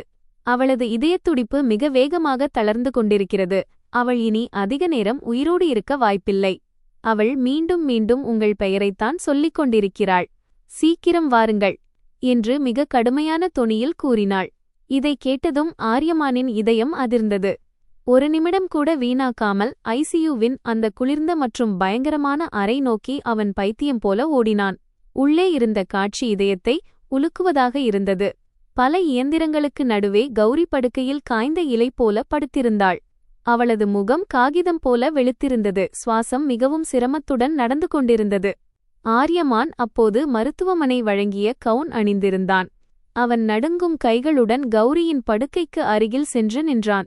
அவன் மிகவும் அன்புடன் கௌரியின் கொப்புளங்கள் நிறைந்த குளிர்ந்த கைகளை தன் கைகளில் பற்றிக் கொண்டபோது அவனது கண்களிலிருந்து கண்ணீர் ஆறாகப் பெருகியது. கௌரி, பார், நான்தான் வந்துவிட்டேன். இனி நான் எங்கும் செல்ல மாட்டேன் என்று ஆரியமான் தேம்பித் தேம்பி அழுதான். கௌரி மெதுவாக தனது கண்களைத் திறந்தாள். அவளது கண்களில் மரணத்தின் ஆழமான நிழல் தெரிந்தது. ஆனால் அவள் ஆரியமானை பார்த்தபோது அவளது உலர்ந்த உதடுகளில் ஒரு மெல்லிய மற்றும் அமைதியான புன்னகை அரும்பியது. அவள் எந்த புகாரும் சொல்லவில்லை, கோபத்தை காட்டவில்லை.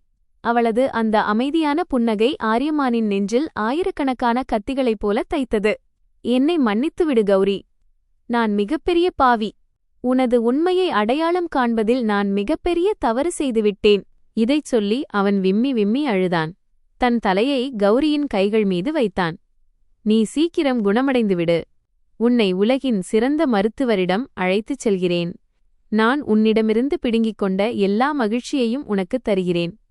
போலி கௌரவம் அல்லது தீமை இல்லாத புதிய வாழ்க்கையை நாம் தொடங்குவோம். தயவு செய்து என்னை விட்டுப் போய்விடாதே.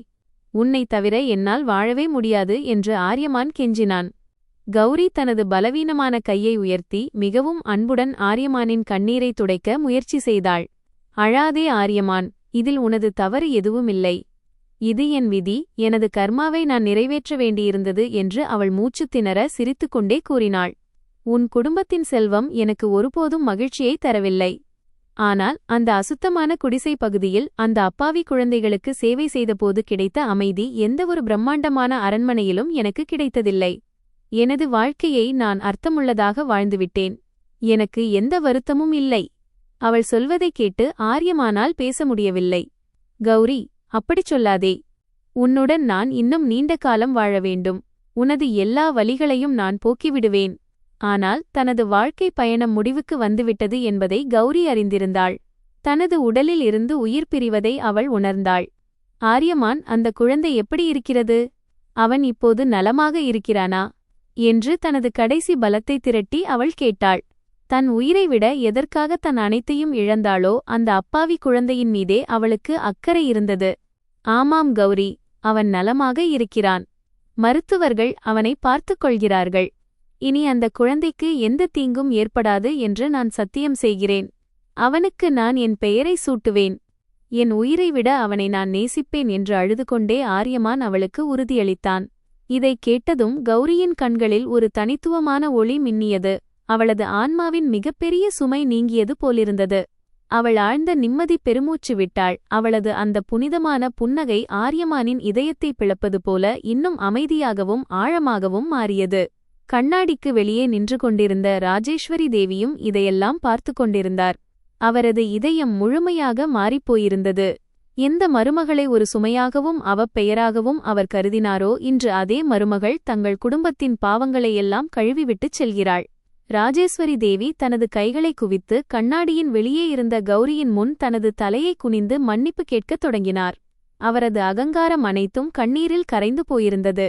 ஏதேனும் ஒரு அதிசயம் நடந்து கௌரியின் உயிர் பிழைக்க வேண்டுமென்று அவர் இறைவனிடம் வேண்டிக் கொண்டார்.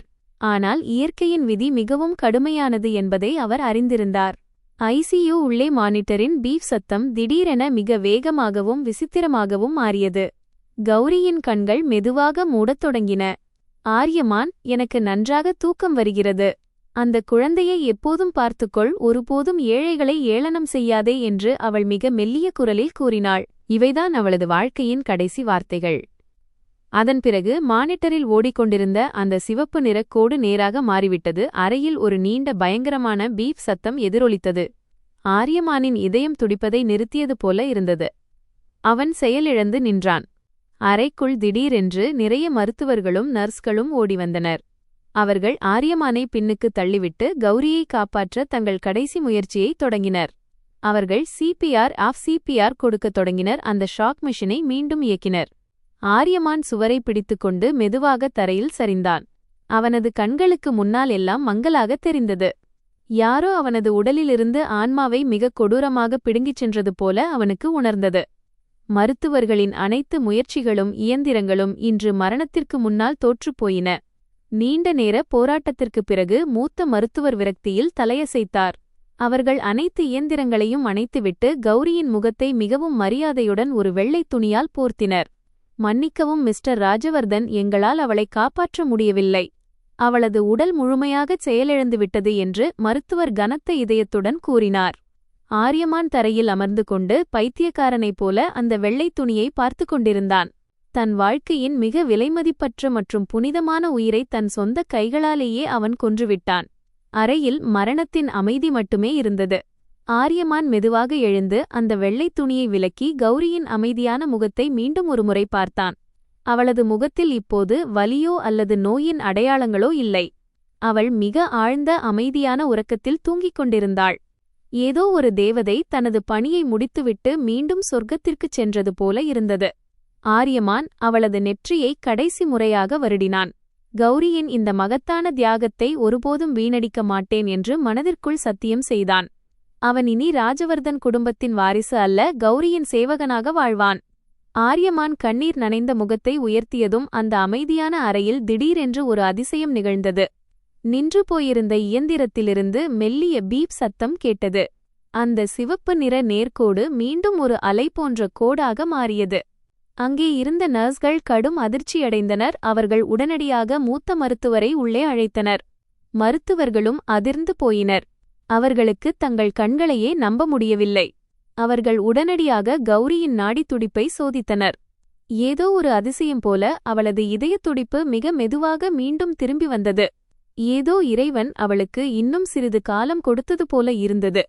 மருத்துவர்கள் உடனடியாக அவளை வெண்டிலேட்டர் மற்றும் உயிர்காக்கும் கருவிகளுடன் இணைத்தனர். ஆரியமானுக்கு உயிர் திரும்ப வந்தது. மருத்துவர் ஆரியமானின் தோளில் கை வைத்து தீவிரமான குரலில் கூறினார், இது மருத்துவ அறிவியலில் மிகவும் அரிதான ஒரு அதிசயம். ஆனால் மிஸ்டர் ராஜவர்தன், நீங்கள் உண்மையை ஏற்றுக்கொண்டே ஆக வேண்டும். இது இன்னும் சில மணிநேரங்கள் அல்லது ஒரு நாள் மட்டுமே இருக்கலாம். அவளது உடல் முழுமையாக தேய்ந்துவிட்டது. ஆரியமான் இந்த கசப்பான உண்மையை கேட்டுவிட்டான். ஆனால் தன் மனைவியுடன் கடைசி முறையாக பேசுவதற்கு ஒரு சிறிய வாய்ப்பு கிடைத்ததில் அவனுக்கு ஒரு சிறிய நிம்மதி இருந்தது. கௌரி இப்போது ஓரளவு நிலைப்படுத்தப்பட்டிருந்தாள். ஆரியமான் ஐசியூக்கு வெளியே வந்து அழுது கொண்டிருந்த தனது தாயை பார்த்தான். அவனது மனதில் வெறுப்புக்கு பதிலாக ஏதோ ஒரு விசித்திரமான அமைதி இருந்தது. கௌரிக்கு நினைவு திரும்பும் வரை அவன் மீண்டும் அந்த அழுக்கான குடிசை பகுதிக்குச் செல்ல வேண்டும் என்று முடிவெடுத்தான். தன் மனைவி தனது வாழ்க்கையின் கடைசி நாட்களில் எதிர்கொண்ட பயங்கரமான உண்மை மற்றும் வறுமையை அவன் நேரில் உணர வேண்டியிருந்தது. அவன் ஒன்றும் சொல்லாமல் மருத்துவமனையிலிருந்து வெளியேறி காரில் ஏறி அந்தச் சேறு நிறைந்த பாதையை நோக்கி புறப்பட்டான். புயல் ஓய்ந்திருந்தது, ஆனால் அந்த இடத்தின் நிலைமை மிகவும் மோசமாக இருந்தது. ஆரியமான் அந்த உடைந்த கதவுக்குள் நுழைந்தபோது அங்கே எந்த துர்நாற்றத்தையும் அவன் உணரவில்லை. இப்போது அந்த வீடு அவனுக்கு ஒரு புனிதமான கோவிலாக மாறியிருந்தது. அவன் அந்த அறையின் ஒவ்வொரு மூலையையும் மிக கவனமாக பார்த்தான். அங்கே உணவு என்று ஒரு தானியம் கூட இல்லை. ஒரு உடைந்த ஊஞ்சலில் தண்ணீர் கொதிக்க வைக்கும் ஒரு பழைய பாத்திரம் மட்டுமே இருந்தது. சுவரின் மூலையில் அந்த அப்பாவி குழந்தையின் விலையுயர்ந்த மருந்துகளும் காலியான ஆக்சிஜன் சிலிண்டர்களும் மிக நேர்த்தியாக அடுக்கப்பட்டிருந்தன. அப்போது யசோதா காக்கி பின்னால் வந்து நின்றார். அவர் கையில் துருப்பிடித்த ஒரு சிறிய இரும்பு பெட்டி இருந்தது. அவர் அந்த பெட்டியை ஆரியமானின் நடுங்கும் கைகளில் வைத்தார். இது உன் மனைவியின் வாழ்நாள் உழைப்பு மற்றும் அவளது மொத்தச் சொத்து என்று அவர் மிகவும் சோகமான குரலில் கூறினார். ஆரியமான் மெதுவாக அந்த பெட்டியை திறந்தான். அதற்குள் சில கிழிந்த துணிகள், கடவுளின் சிறிய சிலை மற்றும் நிறைய காகிதங்கள் இருந்தன. அந்த காகிதங்களில் ராஜவர்தன் குடும்பம் ஒவ்வொரு மாதமும் ஜீவனாம்சமாக அனுப்பிய செக்குகள் அனைத்தும் இருந்தன. அவற்றில் பெரும்பாலான செக்குகள் வங்கியில் செலுத்தப்படவே இல்லை என்பதைக் கண்டு ஆரியமான் அதிர்ச்சியடைந்தான். செலுத்தப்பட்ட செக்குகளுடன் நிறைய ரசீதுகளும் இணைக்கப்பட்டிருந்தன. அந்த ரசீதுகளை அவன் படித்தபோது அவனது கண்களில் கண்ணீர் பெருகியது. அவை அனைத்தும் மருத்துவமனை, ஃபார்மசி மற்றும் பிளட் பேங்க் ரசீதுகள். கௌரி அந்த பணத்தில் ஒரு சிறிய பகுதியை கூட தனக்காக பயன்படுத்தவில்லை. மொத்தச் செல்வத்தையும் நிஹாரிகாவின் அந்த நோயுற்ற குழந்தையின் உயிர் மூச்சுகளை வாங்குவதற்கே அவள் செலவழித்திருந்தாள். இது ஒரு தாயின் மிகப்பெரிய சுயநலமற்ற தியாகம். அந்த பெட்டியின் அடிப்பகுதியில் ஆரியமானுக்கு ஒரு சிறிய டைரி கிடைத்தது. டைரியின் பக்கங்கள் மிகவும் சொரசொரப்பாக இருந்தன. அவற்றில் இரத்தமும் கண்ணீரும் பட்ட தழும்புகள் பல இருந்தன. அவன் டைரியை திறந்து படிக்கத் தொடங்கினான். கௌரி தனது அன்றாட பயங்கரமான வாழ்க்கையின் வலியுள்ள உண்மைகளை அதில் எழுதியிருந்தாள். அருகில் இருந்த ஒரு உணவகத்தில் அவள் எப்படி பாத்திரங்கள் தேய்த்தாள் என்பதை எழுதியிருந்தாள். பாத்திரங்கள் உடைந்தால் அந்த உணவக உரிமையாளர் அவளை கேவலமாகத் திட்டி அடித்து துன்புறுத்துவார். ஆனால் குழந்தைகளின் மருந்துக்காக அவள் அனைத்தையும் அமைதியாக பொறுத்து கொண்டாள். டைரியின் பக்கங்களில் கௌரி தனது நோய் குறித்தும் குறிப்பிட்டிருந்தாள். அவளது 2 சிறுநீரகங்களும் செயலிழந்துவிட்டன என்று முதன்முதலில் தெரிந்தபோது அவள் உணர்ந்த வலியை அதில் எழுதியிருந்தாள். மருத்துவர் அவளுக்கு டயாலிசிஸ் செய்து கொள்ள அறிவுறுத்தியிருந்தார். ஆனால் டயாலிசிஸின் செலவு மிக அதிகமாக இருந்தது. அவள் தன் சிகிச்சைக்காக பணத்தை செலவழித்திருந்தால் குழந்தைக்கு ஆக்சிஜன் சிலிண்டர்கள் வாங்கியிருக்க முடியாது.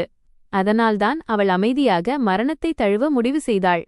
அவள் பயங்கரமான வலியையும் வேதனையையும் பொறுத்துக் கொண்டாள். ஆனால் குழந்தையின் சிகிச்சைக்கான பணத்தை தொட்டுக்கூட பார்க்கவில்லை. இதை படித்ததும் ஆரியமானின் ஆன்மா நடுங்கிப்போனது. கர்மா என்னும் பயங்கரமான சக்கரம் இப்போது அவனுக்கு முன்னால் முழுமையாக திறந்திருந்தது.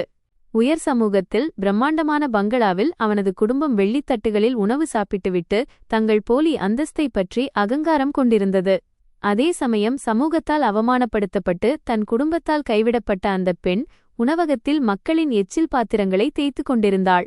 ராஜவர்தன் குடும்பத்தின் பாவங்களின் சுமை மிகவும் கனமானது. ஆனால் கௌரி தனது புண்ணியங்களாலும் புனிதமான தியாகத்தாலும் அந்த கடனை முழுமையாக அடைத்துவிட்டாள். கர்மா தனது விளையாட்டை காட்டிவிட்டது. ராஜவர்தன் குடும்பத்தின் செல்வத்தின் மீது ஒரு பயங்கரமான சாபம் இருப்பதை ஆரியமான் உணர்ந்து கொண்டான். அந்த அப்பாவி குழந்தையின் உயிரை கௌரி காப்பாற்றியிருக்காவிட்டால் இயற்கை இந்த குடும்பத்தை முழுமையாக அழித்திருக்கும். ஒரு கேடயமாக நின்று தன் உயிரைக் கொடுத்து முழு குடும்பத்தையும் இறைவனின் கோபத்திலிருந்து கௌரி காப்பாற்றினாள். ராஜவர்தன் குடும்பத்தின் அடுத்த தலைமுறை உயிர் வாழ வேண்டும் என்பதற்காக அவள் தன் உயிரையே கொடுத்தாள். இதுதான் அந்த சர்வ வல்லமையுள்ள சக்தியின் கடுமையான நீதி. அதை மனிதன் தன் செல்வம் மற்றும் போலி அகங்கார போதையில் எப்போதும் புரிந்து கொள்வதில்லை. அவன் அந்த அழுக்கான தரையில் அமர்ந்து அந்த டைரியை தன் நெஞ்சோடு அணைத்து கொண்டு உரக்க அழுதான். டைரியின் பக்கங்கள் அவனது கண்ணீரால் நனைந்தன. தனது செல்வம், விலை உயர்ந்த கார்கள் மற்றும் பிரம்மாண்டமான பங்களா ஆகியவற்றின் மீது அவனுக்கு வெறுப்பு ஏற்பட்டது. தான் எப்போதும் கேலி செய்த ஏழைகளிடம்தான் உண்மையான மனிதநேயமும் இறைவனும் ஏழ்மையில் வசிக்கிறார்கள் என்பதை அவன் உணர்ந்தான். அன்பில்லாத உலகின் மிக கீழ்த்தரமான மற்றும் ஏழ்மையான மனிதனாக அவன் தன்னை உணர்ந்தான். அவனது இதயம் குற்ற உணர்ச்சியிலும் ஆழமான வருத்தத்திலும் வெந்து கொண்டிருந்தது. கௌரி மீது எப்படி தவறான பழி சுமத்தினான், அவளை எப்படி ஒழுக்கமற்றவள் என்று கூறினான் என்பது அவனுக்கு நினைவுக்கு வந்தது. அவன் பேசிய ஒவ்வொரு வார்த்தையும் இப்போது அவனுக்கு அம்புகளைப் போல தைக்கின்றன. இந்த வருத்தம் இனி அவனது முழு வாழ்க்கையையும் ஒரு பயங்கரமான நரகமாக மாற்றிவிடும் என்பதையும், இனி ஒரு நாள் கூட அவன் நிம்மதியாக உறங்க முடியாது என்பதையும் அவன் அறிவான். குடிசை பகுதியை விட்டு வெளியேறும்போது கௌரி தனது டைரியில் எழுதியிருந்த அந்த சிறிய உணவகத்தின் மீது ஆரியமானின் பார்வை விழுந்தது. அந்த உணவகம் மிகவும் அசுத்தமாக இருந்தது. அவன் அங்கே சென்று பருமனான உணவக உரிமையாளருக்கு முன்னால் நின்றான். ஆரியமானின் விலையுயர்ந்த ஆடைகளைக் கண்டு உரிமையாளர் பயந்து போனான். அவன் கௌரியைப் பற்றி அவனிடம் கேட்டான். அந்த உரிமையாளர், அந்த பெண் மிகவும் கடின உழைப்பாளி, ஆனால் அவள் எப்போதும் மிகவும் பலவீனமாக இருப்பாள். பலமுறை வேலை செய்யும்போது அவள் மயங்கி விழுந்து விடுவாள். ஆனாலும் வேலைக்கு விடுமுறை எடுக்க அவள் ஒருபோதும் தயாராக இருந்ததில்லை என்று கூறினான். உணவக உரிமையாளரின் கண்களிலும் இன்று ஏதோ ஒரு குற்ற உணர்ச்சி தெரிந்தது. அவன், ஐயா, அவள் வேலை செய்யும்போது என் பாத்திரங்கள் உடைந்ததற்காக நான் பலமுறை கோபத்தில் அவளை திட்டியிருக்கிறேன். ஆனால் அந்த பெண் ஒருமுறை கூட திரும்ப பதில் பேசவில்லை. இரவு நேரங்களில் உணவு மீதமாகும்போது அதை தனக்காக எடுத்துச் செல்லாமல் தெருவில் இருக்கும் நாய்களுக்கு கொடுக்க எடுத்துச் செல்வாள். அவள் வெறும் தண்ணீர் குடித்து தன் பசியை தீர்த்து கொள்வாள் என்று கூறினான். இதை கேட்டது ஆரியமானின் இதயத்தில் இன்னொரு கத்தியை பாய்ச்சியது போல இருந்தது. ராஜவர்தன் குடும்பத்தின் மருமகள் நாய்களுக்கு உணவளித்துவிட்டு பசியோடு தூங்கியிருக்கிறாள். ஆரியமான் தனது விரலில் இருந்த மிகவும் விலையுயர்ந்த வைர மோதிரத்தை கழற்றி அந்த உணவக உரிமையாளரின் கையில் வைத்தான். அவ்வளவு விலையுயர்ந்த வைர மோதிரத்தை பார்த்து அந்த உரிமையாளர் அதிர்ச்சியடைந்தார். இது பரிசு அல்ல என்று ஆரியமான் மிகுந்த வேதனையுடனும் குளிர்ந்த குரலுடனும் கூறினான். நாங்கள் அந்த தேவதையை சாலையில் சாவதற்கு விட்டுவிட்டபோது நீ அவளுக்கு வேலை கொடுத்தாய். நீ அவளுக்கு உதவினாய். அந்த உரிமையாளருக்கு ஒன்றும் புரியவில்லை. ஆனால் ஆரியமான் எதுவும் சொல்லாமல் அங்கிருந்து சென்றான். அவன் இதயம் உடைந்து போயிருந்தது. சேறு நிறைந்த அந்தச் சந்திலிருந்து தனது காரை நோக்கி நடந்தான். குடிசைப் பகுதி ஏழைகள் இப்போது ஆச்சரியத்துடன் அல்ல, ஒருவித பரிதாபத்துடன் அவனை பார்த்தார்கள். அந்த பணக்காரன் தன் வாழ்க்கையின் மிகப்பெரிய சொத்தை இழந்துவிட்டான் என்பதை அவர்கள் புரிந்து கொண்டார்கள். ஆரியமானுக்கு ஏழைகளின் மீது எந்த அருவருப்பும் ஏற்படவில்லை. அவனது பணக்கார மற்றும் துரோகிகள் நிறைந்த குடும்பத்தை விட இந்த மக்கள் பல மடங்கு சிறந்தவர்கள் மற்றும் உண்மையானவர்கள் என்பதை அவன் உணர்ந்தான். பிறகு அவன் காரில் ஏறி எஞ்சினை தொடங்கினான். நகரத்திற்கு திரும்பும்போது நகரத்தின் உயரமான மற்றும் பளபளப்பான கட்டிடங்களை அவன் பார்த்தான். நேற்று வரை இந்த கட்டிடங்கள் மற்றும் தனது செல்வத்தின் மீது அவன் பெருமை கொண்டிருந்தான். ஆனால் இன்று இந்த வெளிச்சமெல்லாம் மிகவும் போலியாகவும் அர்த்தமற்றதாகவும் அவனுக்கு தெரிந்தது. இந்த உயரமான கட்டிடங்களில் எரியும் மின் விளக்குகளை விட ஒரு குடிசையில் எரியும் மண்ணெண்ணெய் விளக்கே சிறந்தது. அது ஒரு அப்பாவி குழந்தையின் வாழ்க்கையை ஒளியூட்டியது. ஆனால் அந்த ஒளி இன்று என்றென்றும் அணையப்போகிறது. அதை ஆரியமானால் தடுக்க முடியாது என்று அவன் எண்ணினான். கார் ஓட்டிக்கொண்டிருந்தபோது தற்போது லண்டனில் தனது கோடீஸ்வர கணவனுடன் மிகவும் ஆடம்பரமான மற்றும் பிரம்மாண்டமான வாழ்க்கையை வாழ்ந்து கொண்டிருக்கும் அவனது மூத்த சகோதரி நிஹாரிகா அவனுக்கு நினைவுக்கு வந்தாள். தன் சொந்த இரத்தம் இந்த பயங்கரமான குடிசைப் பகுதியில் ஒவ்வொரு நாளும் மரணத்துடன் போராடிக் கொண்டிருக்கிறது என்பது தெரியாமல் அவள் இருக்கிறாள். ராஜவர்தன் குடும்பம் இந்த ரகசியத்தை இவ்வளவு ஆழமாக புதைத்துவிட்டது. நிஹாரிகா கூட தன் குழந்தையைப் பற்றி ஒருபோதும் விசாரிக்கவில்லை. தன் சகோதரியின் அந்த போலி மகிழ்ச்சி மற்றும் சுயநலத்தின் மீது ஆரியமானுக்கு மிகுந்த கோபம் உண்டானது. அவன் தனது மனதில் ஒரு கடினமான மற்றும் பெரிய முடிவை எடுத்தான். ராஜவர்தன் குடும்பத்தின் போலி மற்றும் பாசாங்குத்தனமான பேரரசை முழுமையாக அழித்துவிடுவது என்று அவன் முடிவெடுத்தான். இந்த இருண்ட உண்மையை சமூகத்திற்கு முன்னால் அவன் வெளிப்படுத்துவான். நிஹாரிகாவின் அந்த ஊனமுற்ற குழந்தையை தனது சட்டப்பூர்வ வாரிசாக அறிவித்து அவனுக்கு தனது பெயரை சூட்டுவான். இதற்காக தன் தாயை ஜெயிலுக்கு அனுப்ப வேண்டியிருந்தாலும் அவன் பின்வாங்க மாட்டான். கௌரியின் தியாகம் எந்த விலையிலும் வீணாகக் கூடாது. இறந்து கொண்டிருக்கும் தன் மனைவியிடம் அவன் அளித்த மிகப்பெரிய வாக்குறுதி இது. திடீரென கௌரியிடம் மிக குறைந்த நேரமே உள்ளது என்று மருத்துவர் கூறியது அவனுக்கு நினைவுக்கு வந்தது. இந்த கற்பனைகளில் மூழ்கி தனது விலைமதிப்பற்ற நேரத்தை அவன் வீணடிக்க முடியாது. அவன் உடனடியாக மருத்துவமனைக்கு திரும்ப வேண்டியிருந்தது. கௌரியின் கால்களில் விழுந்து அவன் தனது ஒவ்வொரு பாவங்களுக்கும் மன்னிப்பு கேட்க வேண்டும். அவள் இறப்பதற்கு முன் தன் மீது அவளுக்கு சிறு இரக்கமாவது வரவேண்டும் என்று அவன் விரும்பினான். அந்த இரும்பு பெட்டியையும் டைரியையும் கவனமாக தன்னுடன் வைத்துக்கொண்டு காரை மருத்துவமனை நோக்கி வேகமாகச் செலுத்தினான். அவன் அங்கு சென்றடைந்தபோது காட்சி சற்று மாறியிருந்தது.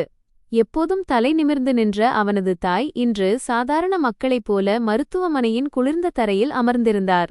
அவரது விலையுயர்ந்த ஒப்பனை கலைந்து போயிருந்தது. அவர் முகத்தில் தன் மகளின் குழந்தை மீதான கவலை மட்டுமே இருந்தது. ஆரியமான் இதை பார்த்தான். ஆனால் தன் தாயிடம் அவன் எதுவும் பேசவில்லை. அவன் நேராக ஐசியூவின் அந்த கண்ணாடி கதவை நோக்கி சென்றான். உள்ளே வருமாறு நர்ஸ் சைகை செய்தாள். நடுங்கும் கால்களுடன் தனது கடைசி சந்திப்பிற்காக அவன் உள்ளே சென்றான். உள்ளே அடியெடுத்து வைத்தபோது அவன் ஏதோ ஒரு கோவிலின் கருவறைக்குள் நுழைவது போல உணர்ந்தான். இயந்திரங்களின் மெல்லிய சத்தத்திற்கு இடையே கௌரி மிகவும் அமைதியாக படுத்திருந்தாள். மரணத்திற்கு இவ்வளவு நெருக்கமாக இருந்தபோதும் அவளது முகத்தில் ஒரு விசித்திரமான பிரகாசம் இருந்தது. ஆரியமான் தடுமாறிக்கொண்டே அவளது படுக்கைக்கு அருகில் சென்றான். அவன் தன் வாழ்க்கையின் மிகப்பெரிய தவறை செய்திருந்தான். இப்போது அவனது அகங்காரம் முற்றிலும் உடைந்து போயிருந்தது. எதையும் யோசிக்காமல் அந்த குளிர்ந்த மற்றும் கடினமான தரையில் முழங்காலிட்டு விழுந்தான். அவன் தன் இரு கைகளால் கௌரியின் குளிர்ந்த உயிரற்ற கால்களை பற்றிக் கொண்டான்.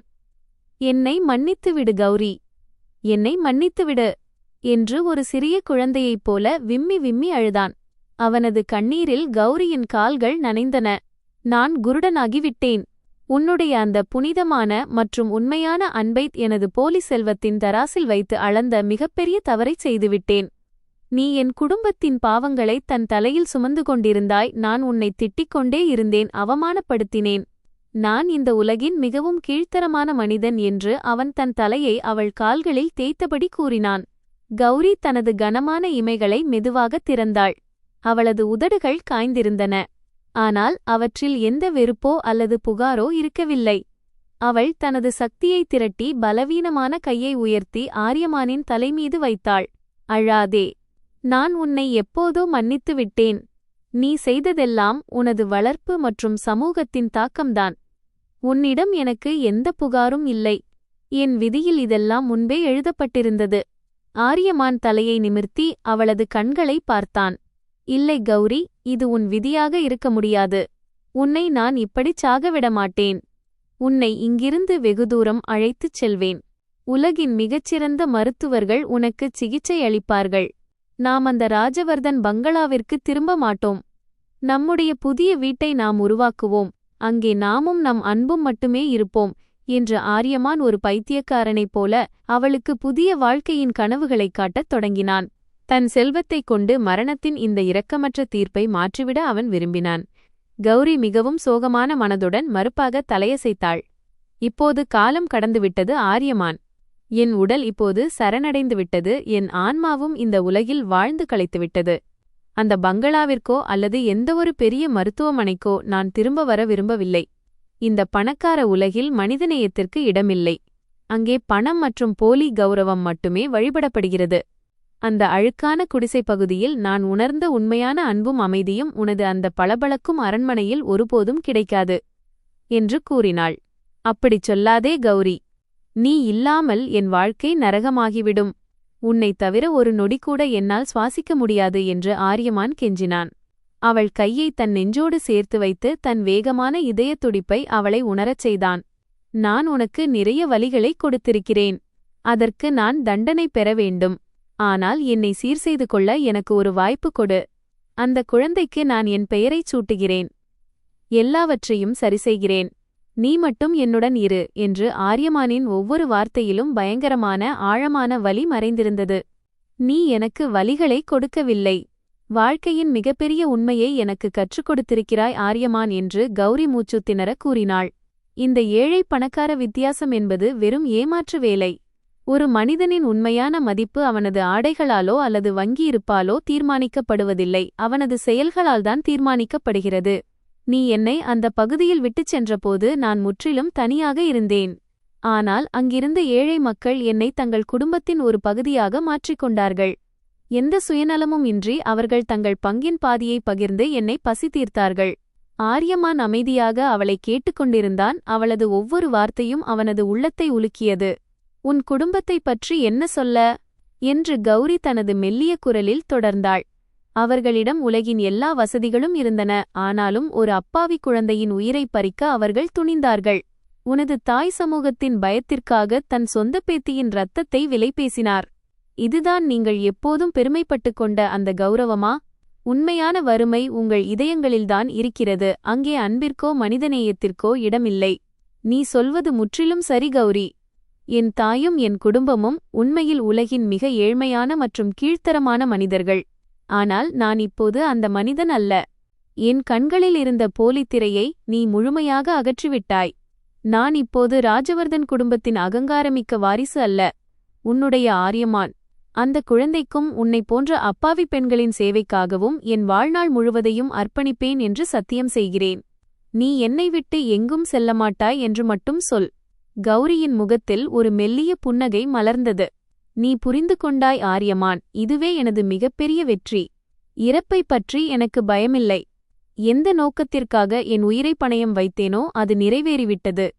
அந்த அப்பாவி குழந்தையின் பொறுப்பை நீ ஏற்றுக்கொண்டாய். உனக்குள் இருந்த நல்ல மனிதன் மீண்டும் விழித்துக் கொண்டான்.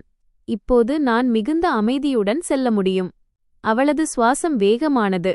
மானிட்டரின் கோடு நடுங்கியது.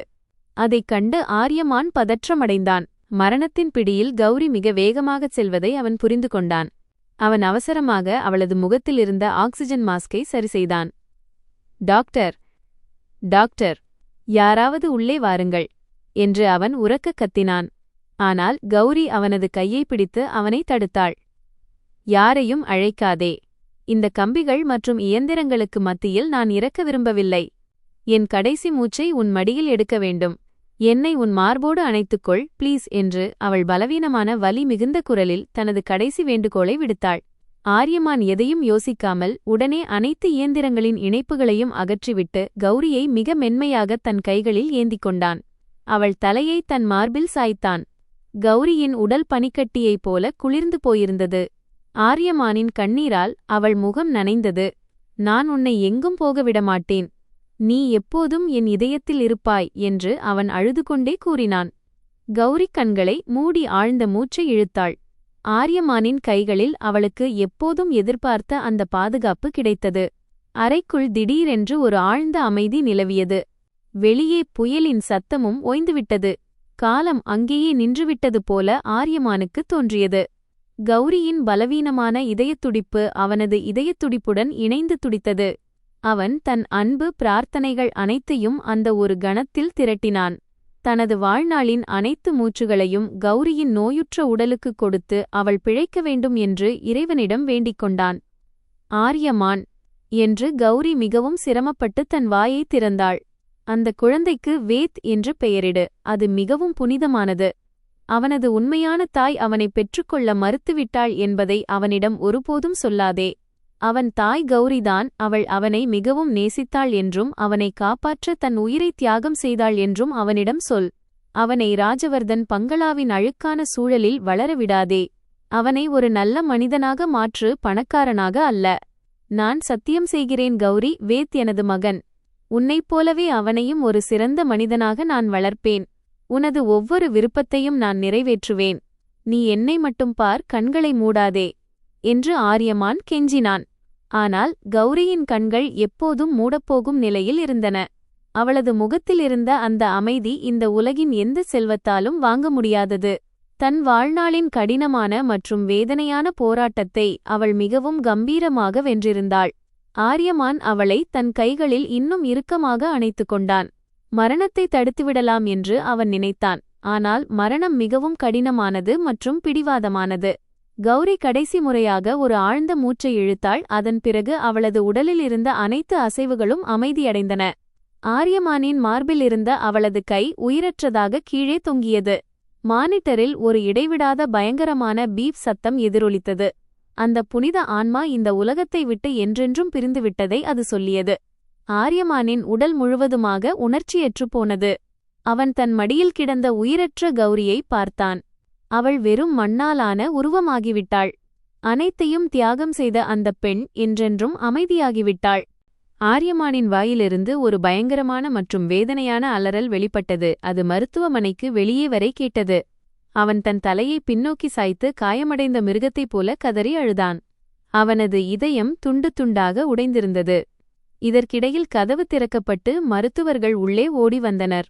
தன் இறந்த மனைவியை கைகளில் ஏந்திக் கொண்டு தரையில் அமர்ந்து அவன் கதறி அழுவதைக் கண்டனர். எவருக்கும் அவன் அருகில் செல்லத் துணிச்சல் வரவில்லை. ராஜேஸ்வரி தேவி கண்ணாடியின் வெளியே இருந்து இதையெல்லாம் பார்த்து கொண்டிருந்தார். இன்று தன் மகன் முற்றிலும் உடைந்து போயிருந்தான். அதற்கு அவரே காரணம். அவரது கர்மாவே இன்று தன் வீட்டை சுடுகாடாக்கியிருந்தது. அவரும் விம்மி விம்மி அழுதார். ஆனால் இப்போது அந்த கண்ணீருக்கு எந்த மதிப்பும் இல்லை. மருத்துவர்களின் கைகள் தன்னை நெருங்காமல் ஆரியமான் தடுத்தான். கௌரியின் புனிதமான உடலை எந்த அந்நியரும் தொடக்கூடாது என்று அவன் விரும்பினான். அவன் மிகவும் கவனமாக அவளை மீண்டும் படுக்கையில் கிடத்தி அவளது மூடிய கண்களை வருடினான். நீ உன் பணியை முடித்துவிட்டாய். இப்போது என்னுடைய பணி தொடங்குகிறது என்று கண்களை துடைத்துக்கொண்டு உறுதியுடன் கூறினான். அவனது கண்களில் ஒரு புதிய பிரகாசம் இருந்தது. தன் உலகத்தை அழித்த அநீதிக்கு எதிராக போராடும் அந்த பிரகாசம் அது. அவன் மெதுவாக எழுந்து நின்றான். இயந்திரத்தின் அந்த நேர்கோட்டை அவன் மீண்டும் ஒருமுறை பார்த்தான்.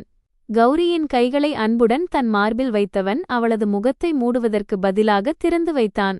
அவளது முகத்திலிருந்த அமைதியை உலகம் பார்க்க வேண்டும் என்று அவன் விரும்பினான். அவன் தன் கோட்டை எடுத்து தோளில் போட்டுக்கொண்டான். அவனது கால்கள் இப்போது தடுமாறவில்லை. ஒரு போராளியைப் போல ஐசியு அறையை விட்டு வெளியே வந்தான். வெளியே வந்ததும் தன் தாய் ராஜேஸ்வரி தேவி அழுது கொண்டே வருவதைக் கண்டான். அவர் தன் மகனை கட்டிப்பிடிக்க விரும்பினார். ஆனால் அவன் கடுமையாக அவரை தடுத்துவிட்டான். உங்கள் இந்த கண்ணீர் பொய்யம்மா. இன்று நீங்கள் மருமகளை மட்டுமல்ல, உங்கள் மகனையும் என்றென்றும் இழந்துவிட்டீர்கள். ராஜவர்தன் குடும்பத்தின் பழைய ஆரியமான் இன்று அந்த அறையிலேயே தன் மனைவியுடன் இறந்துவிட்டான். இப்போது உங்கள் முன்னால் நிற்பவன் வேத்தின் தந்தை மற்றும் கௌரியின் சேவகன் என்று அவன் மிகவும் குளிர்ந்த குரலில் கூறினான். ராஜேஸ்வரி தேவி முழங்காலிட்டு அமர்ந்து தன் மகனிடம் மன்னிப்பு கேட்கத் தொடங்கினார். என்னை மன்னித்துவிடு மகனே. என் அகங்காரத்தை கைவிடுகிறேன். அந்த குழந்தையை நான் ஏற்றுக்கொள்கிறேன் என்று அவர் கதறி அழுதார். ஆனால் ஆரியமான் அவரை பார்ப்பதை கூடத் தேவையில்லை என்று கருதினான். மன்னிப்பா? என்னிடம் மன்னிப்பு கேட்காதீர்கள், இறைவனிடம் கேளுங்கள். அவனது நீதி இப்போது தொடங்கப் போகிறது. நான் இப்போதே போலீஸ் ஸ்டேஷனுக்குச் செல்கிறேன். அன்று இரவு நீங்கள் செய்த அந்த சட்டவிரோதச் செயலுக்கு மிகப்பெரிய தண்டனையை அனுபவிப்பீர்கள். எந்த செல்வமும் இனி உங்களை காப்பாற்ற முடியாது என்று ஆரியமான் தன் தீர்ப்பைச் சொல்லிவிட்டு முன்னேறிச் சென்றான். அவன் நேராக சிறிய வீத்தின்குபேட்டரில் தன் உயிருக்காக போராடிக் கொண்டிருக்கும் வார்டிற்குச் சென்றான். யசோதா காக்கி இன்னும் தரையில் அமர்ந்து இறைவனிடம் வேண்டிக் கொண்டிருந்தார். ஆரியமான் அவரிடம் சென்று அவரது கால்களைத் தொட்டு வணங்கினான். அவர் அதிர்ச்சியில் உறைந்து போனார். என்ன செய்கிறாய் பாபு என்று பதற்றத்துடன் காக்கி கேட்டார். என் குடும்பம் உதைத்து தள்ளியபோது என் மனைவியை தாங்கிப் பிடித்தீர்கள். நீங்கள் எனக்கு என் தாய்க்கு சமம் என்று ஆரியமான் உணர்ச்சிவசப்பட்டு கூறினான். கௌரி இல்லை காக்கி என்று தன் கண்ணீரை அடக்கிக் கொண்டு கூறினான்.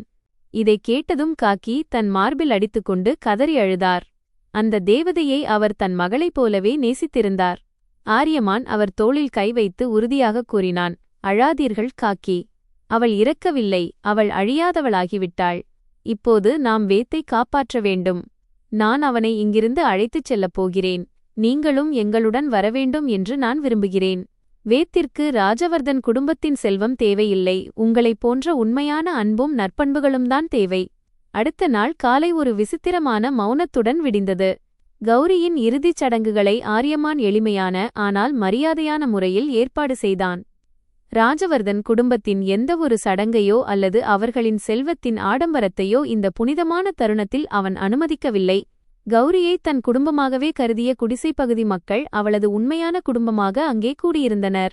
விலையுயர்ந்த பூக்களுக்கு பதிலாக குடிசைப்பகுதி பெண்கள் தங்கள் கண்ணீராலும் உண்மையான பிரார்த்தனைகளாலும் அவளுக்கு இறுதி விடை கொடுத்தனர். மயானத்தில் விறகுகளால் சிதை தயாரானது. வெள்ளை உடை அணிந்த ஆரியமான் நடுங்கும் கைகளுடன் கௌரியின் அமைதியான முகத்தை கடைசி முறையாக பார்த்துவிட்டு கனத்த இதயத்துடன் அவளுக்கு இறுதிச் சடங்குகளை செய்தான். அதன் ஜுவாலைகள் வானத்தை நோக்கி உயர்ந்தன. அது அவளது புனிதமான ஆன்மா சொர்க்கத்திற்குச் செல்ல வழிவகுப்பது போல இருந்தது. ஆரியமான் அங்கேயே தரையில் அமர்ந்து கௌரியின் தியாகம் நிறைந்த உடல் சாம்பலாக மாறும் வரை அந்த நெருப்பையே பார்த்து கொண்டிருந்தான். இறுதிச் சடங்கிற்குப் பிறகு அவன் நேராக அந்த பிரம்மாண்டமான ராஜவர்தன் பங்களாவிற்கு திரும்பினான். ஆனால் இன்று அந்த பங்களா அவனுக்கு ஒரு பிரம்மாண்டமான அரண்மனையாக தெரியவில்லை, ஏதோ ஒரு பயங்கரமான இடிபாடாக தெரிந்தது. இரும்பு கேட் திறக்கப்பட்டது. அவன் உள்ளே நுழைந்தான். ராஜேஸ்வரி தேவி ஹாலில் அமர்ந்து அழுது கொண்டிருந்தார். தன் மகனை பார்த்ததும் அவர் ஓடி வந்தார். ஆனால் ஆரியமானின் கண்களிலிருந்த பயங்கரமான வெறுமை அவரை அங்கேயே நிற்கச் செய்தது. இன்று வீட்டின் ஒவ்வொரு மூலையும் அங்கே நடந்த பாவங்களின் வாடையால் நிறைந்திருப்பது போல அவனுக்கு தெரிந்தது. எந்த உணர்ச்சியும் காட்டாமல் ஆரியமான் தன் தாயைப் பார்த்தான். இன்றிலிருந்து இந்த பங்களாவிற்கும் உங்கள் இந்த பாவப்பட்ட சொத்திற்கும் எனக்கும் எந்த சம்பந்தமும் இல்லை என்று உறுதியான குரலில் அறிவித்தான். நிஹாரிகாவின் குழந்தையுடன் தொடர்புடைய அனைத்து ஆதாரங்களையும் மற்றும் நீங்கள் செய்த பயங்கரமான உண்மைகளையும் நான் போலீசிடம் ஒப்படைத்துவிட்டேன்.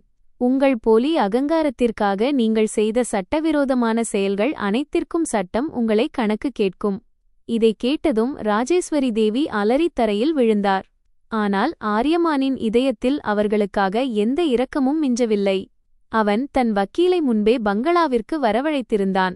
அவன் சொத்து தொடர்பான அனைத்து ஆவணங்களையும் மேஜையில் வைத்துவிட்டு ஒரு நிமிடம் கூட யோசிக்காமல் அவற்றில் கையெழுத்திட்டான். தன் பங்கின் முழுச் சொத்து, நிறுவனப் பங்குகள் மற்றும் வங்கியிருப்பு அனைத்தையும் ராஜேஸ்வரி தேவி குழந்தைகளை விற்ற அதே அனாதை இல்லத்திற்கு தானமாக அளித்தான். தன் உழைப்பால் சம்பாதித்த பணத்தை மட்டும் வைத்துக் கொண்டான். பங்களாவின் சாவிகளை மேஜை மீது வீசிவிட்டு அந்த போலி மற்றும் அர்த்தமற்ற சாம்ராஜ்யத்தை விட்டு அவன் என்றென்றும் வெளியேறினான். பங்களாவை விட்டு வெளியே வந்ததும் பல நூற்றாண்டுகளாக தன் தோளிலிருந்த ஏதோ ஒரு கனமான சுமை நீங்கியது போல உணர்ந்தான். காற்றில் ஒரு புதிய புத்துணர்ச்சி இருந்தது. அவன் தன் பழைய விலையுயர்ந்த காரை அங்கேயே விட்டுவிட்டு ஒரு சாதாரண டாக்ஸியில் மருத்துவமனைக்குச் சென்றான். மருத்துவமனையில் வேதாபத்தான நிலையிலிருந்து மீண்டிருந்தான்.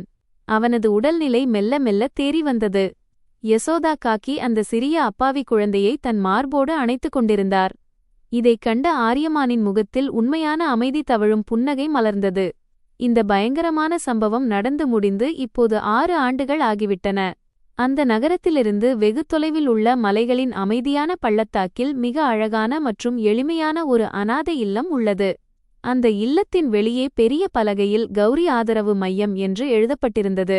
சமூகம் புறக்கணித்த குழந்தைகளுக்கு இந்த இடம் ஒரு புகலிடமாக இருந்தது. அங்கே வேலைக்காரர்கள் யாரும் இல்லை. ஆரியமானே நேரடியாக யசோதா காக்கியுடன் இணைந்து அனைத்து குழந்தைகளையும் மிகுந்த அன்புடனும் அர்ப்பணிப்புடனும் கவனித்துக் கொள்கிறான். ஆரியமானின் வாழ்க்கை முற்றிலும் மாறிவிட்டது. அவன் உடலில் இப்போது விலை உயர்ந்த சூட்கள் இல்லை, சாதாரண பருத்தி குர்தா பைஜாமா மட்டுமே உள்ளது. அவன் தன் காலைப்பொழுதை குழந்தைகளுக்கு பாடம் சொல்லிக் கொடுப்பதிலும் அவர்களுடன் விளையாடுவதிலும் தொடங்குகிறான். செல்வம் மற்றும் அதிகாரத்தின் போதை அவனை ஒரு காலத்தில் குருடாக்கியிருந்தது. அது இப்போது என்றென்றும் அழிந்துவிட்டது. இந்த அப்பாவி குழந்தைகளுக்கு சேவை செய்வதில் கிடைக்கும் மகிழ்ச்சி உலகின் எந்தவொரு வங்கிக் கணக்கிலோ அல்லது பிரம்மாண்டமான அரண்மனையின் 4 சுவர்களுக்குள்ளோ கிடைக்காது என்பதை அவன் உணர்ந்தான். அனாதை இல்லத்தின் பெரிய முற்றத்தில் ஒரு சிறிய குழந்தை தனது சக்கர நாற்காலியில் அமர்ந்து உரக்க சிரித்துக் கொண்டிருந்தது. அதுதான் வேத். உடல் ரீதியாக அவன் முழு ஆரோக்கியத்துடன் இல்லையென்றாலும் அவனது கண்களில் ஒரு விசித்திரமான ஒளி இருந்தது. ஆரியமான் அவனை தன் மடியில் தூக்கிக் கொண்டு அவன் நெற்றியை அன்புடன் வருடினான். வேத்து தன் சிறிய கைகளால் ஆரியமானின் கழுத்தை கட்டிக்கொண்டு அவனை அப்பா என்று அழைத்தான். அந்த சொல்லைக் கேட்டதும் அவனுள் இருந்த எல்லா சோர்வும் பழைய துயரங்களும் ஒரு நொடியில் மறைந்து போயின. மறுபுறம் ராஜவர்தன் பங்களாவின் அந்த போலி சாம்ராஜ்யம் சீட்டுக்கட்டு போல முற்றிலும் சிதைந்து போயிருந்தது. ராஜேஸ்வரி தேவிதான் செய்த குற்றங்களுக்காக சிறை தண்டனை அனுபவிக்க வேண்டியிருந்தது. அவரது போலி கௌரவம் சமூகத்தின் முன்னால் அவருக்கு எந்த உதவியும் செய்யவில்லை. அந்தச் சிறையின் குளிர்ந்த கம்பிகளுக்குப் பின்னால் அவர் ஒவ்வொரு நாளும் தன் பாவங்களை நினைத்து இரத்த கண்ணீர் வடித்தார். ஆனால் இப்போது வருத்தத்தை தவிர அவரிடம் வேறொன்றும் இல்லை. கர்மாவின் பலன் மிகவும் கசப்பாகவும் பயங்கரமாகவும் அவருக்கு முன்னால் வந்து நின்றது. மாலை வேளையில் ஆரியமான் அடிக்கடி அனாதை இல்லத்திற்குப் பின்னால் உள்ள சிறிய அமைதியான தோட்டத்திற்கு சென்று அமர்வான். அங்கே அவன் கௌரியின் நினைவாக ஒரு அழகான மரத்தை நட்டிருந்தான். காற்று வீசும்போது மரத்தின் இலைகள் ஒன்றோடொன்று மோதினால் ஏதோ கௌரி தன்னிடம் பேசுவது போல அவனுக்கு தோன்றும். கண்களை மூடிக்கொண்டு அந்த இடிந்து போன அறை மற்றும் பயங்கரமான மழை பெய்த அந்த இரவை அவன் நினைவு கூர்வான். அந்த இரவுதான் அவனது முழு வாழ்க்கையின் திசையையுமே மாற்றிவிட்டது. அந்த இரவுதான் அவனை செல்வத்திலிருந்து மனிதநேயம் நோக்கிய பயணத்தை தயார் செய்திருந்தது. இருள் மெல்ல மெல்ல அடர்த்தியாகி மலைகளின் குளிர்ந்த காற்று அதிகரித்தது. குழந்தைகளின் உணவு நேரம் வந்துவிட்டதை யசோதா காக்கி தூரத்திலிருந்து ஆரியமானிடம் உரக்க கூறினார். அவன் தன் இடத்திலிருந்து எழுந்து அந்த மரத்தை பார்த்தபடி மிக ஆழமான மற்றும் அன்பு நிறைந்த பார்வையுடன் நின்றான். கௌரியின் இந்த மகத்தான போதனை மற்றும் வழிகாட்டுதலுக்கு தன் மனதிற்குள் நன்றி கூறினான். கர்மாவின் இந்த நீண்ட மற்றும் வேதனையான சக்கரம் இப்போது மிக அழகான மற்றும் அமைதியான இடத்திற்கு வந்து சேர்ந்திருந்தது. ஆரியமான் புன்னகைத்துவிட்டு அவனது முழு உலகமாகவும் உண்மையான அமைதி கிடைக்கும் இடமாகவும் இருந்த அந்த புனிதமான குடும்பத்தை நோக்கி நடந்தான். நண்பர்களே, எங்கள் கதையை நீங்கள் எந்த நகரத்திலிருந்து கேட்கிறீர்கள்? இந்த கதை உங்களுக்கு பிடித்திருந்தால் கமெண்ட் மூலம் எங்களுக்கு தெரியப்படுத்துங்கள். இந்த வீடியோவை லைக் செய்யுங்கள், ஷேர் செய்யுங்கள் மற்றும் ஹைப் கொடுங்கள். மேலும் சேனலுக்கு சப்ஸ்கிரைப் செய்ய மறக்காதீர்கள். என் கடின உழைப்பு உங்களுக்கு பிடித்திருந்தால் சூப்பர் தேங்க்ஸ் மூலம் உங்கள் அன்பு மற்றும் ஆதரவை வெளிப்படுத்துங்கள். அப்போதுதான் இதுபோன்ற அற்புதமான கதைகளை உங்களுக்காக என்னால் கொண்டுவர முடியும். இந்த கதை முற்றிலும் கற்பனையானது. இதில் பயன்படுத்தப்பட்டுள்ள அனைத்து பாத்திரங்களின் பெயர்கள், நிகழ்வுகள், இடங்கள், அமைப்புகள் மற்றும் சூழ்நிலைகள் பொழுதுபோக்கு மற்றும் இலக்கிய படைப்பு நோக்கத்திற்காக மட்டுமே உருவாக்கப்பட்டவை. ஏதேனும் நபர், அமைப்பு, சமூகம் அல்லது நிஜ நிகழ்வுகளுடன் ஒற்றுமை காணப்பட்டால் அது தற்செயலான நிகழ்வாக மட்டுமே கருதப்பட வேண்டும். கதையில் வெளிப்படுத்தப்பட்டுள்ள கருத்துக்கள், வசனங்கள் மற்றும் நிகழ்வுகள் எழுத்தாளரின் கற்பனையின் விளைவாகும். இது எந்தவொரு நபர், வகுப்பு, பாலினம், சமூகம் அல்லது தொழிலின் உணர்வுகளையும் புண்படுத்துவதை நோக்கமாக கொண்டிருக்கவில்லை. வாசகர்களும் பார்வையாளர்களும் கதையை ஒரு கற்பனை படைப்பாக மட்டுமே ஏற்றுக்கொள்ளுமாறு கேட்டுக்கொள்ளப்படுகிறார்கள். இந்த கதையின் முக்கிய நோக்கம் பொழுதுபோக்குடன் மனித மதிப்புகள், கர்மா, பலன், போராட்டம், சுயமரியாதை மற்றும் நீதி பற்றிய செய்தியை வழங்குவதாகும். நன்றி.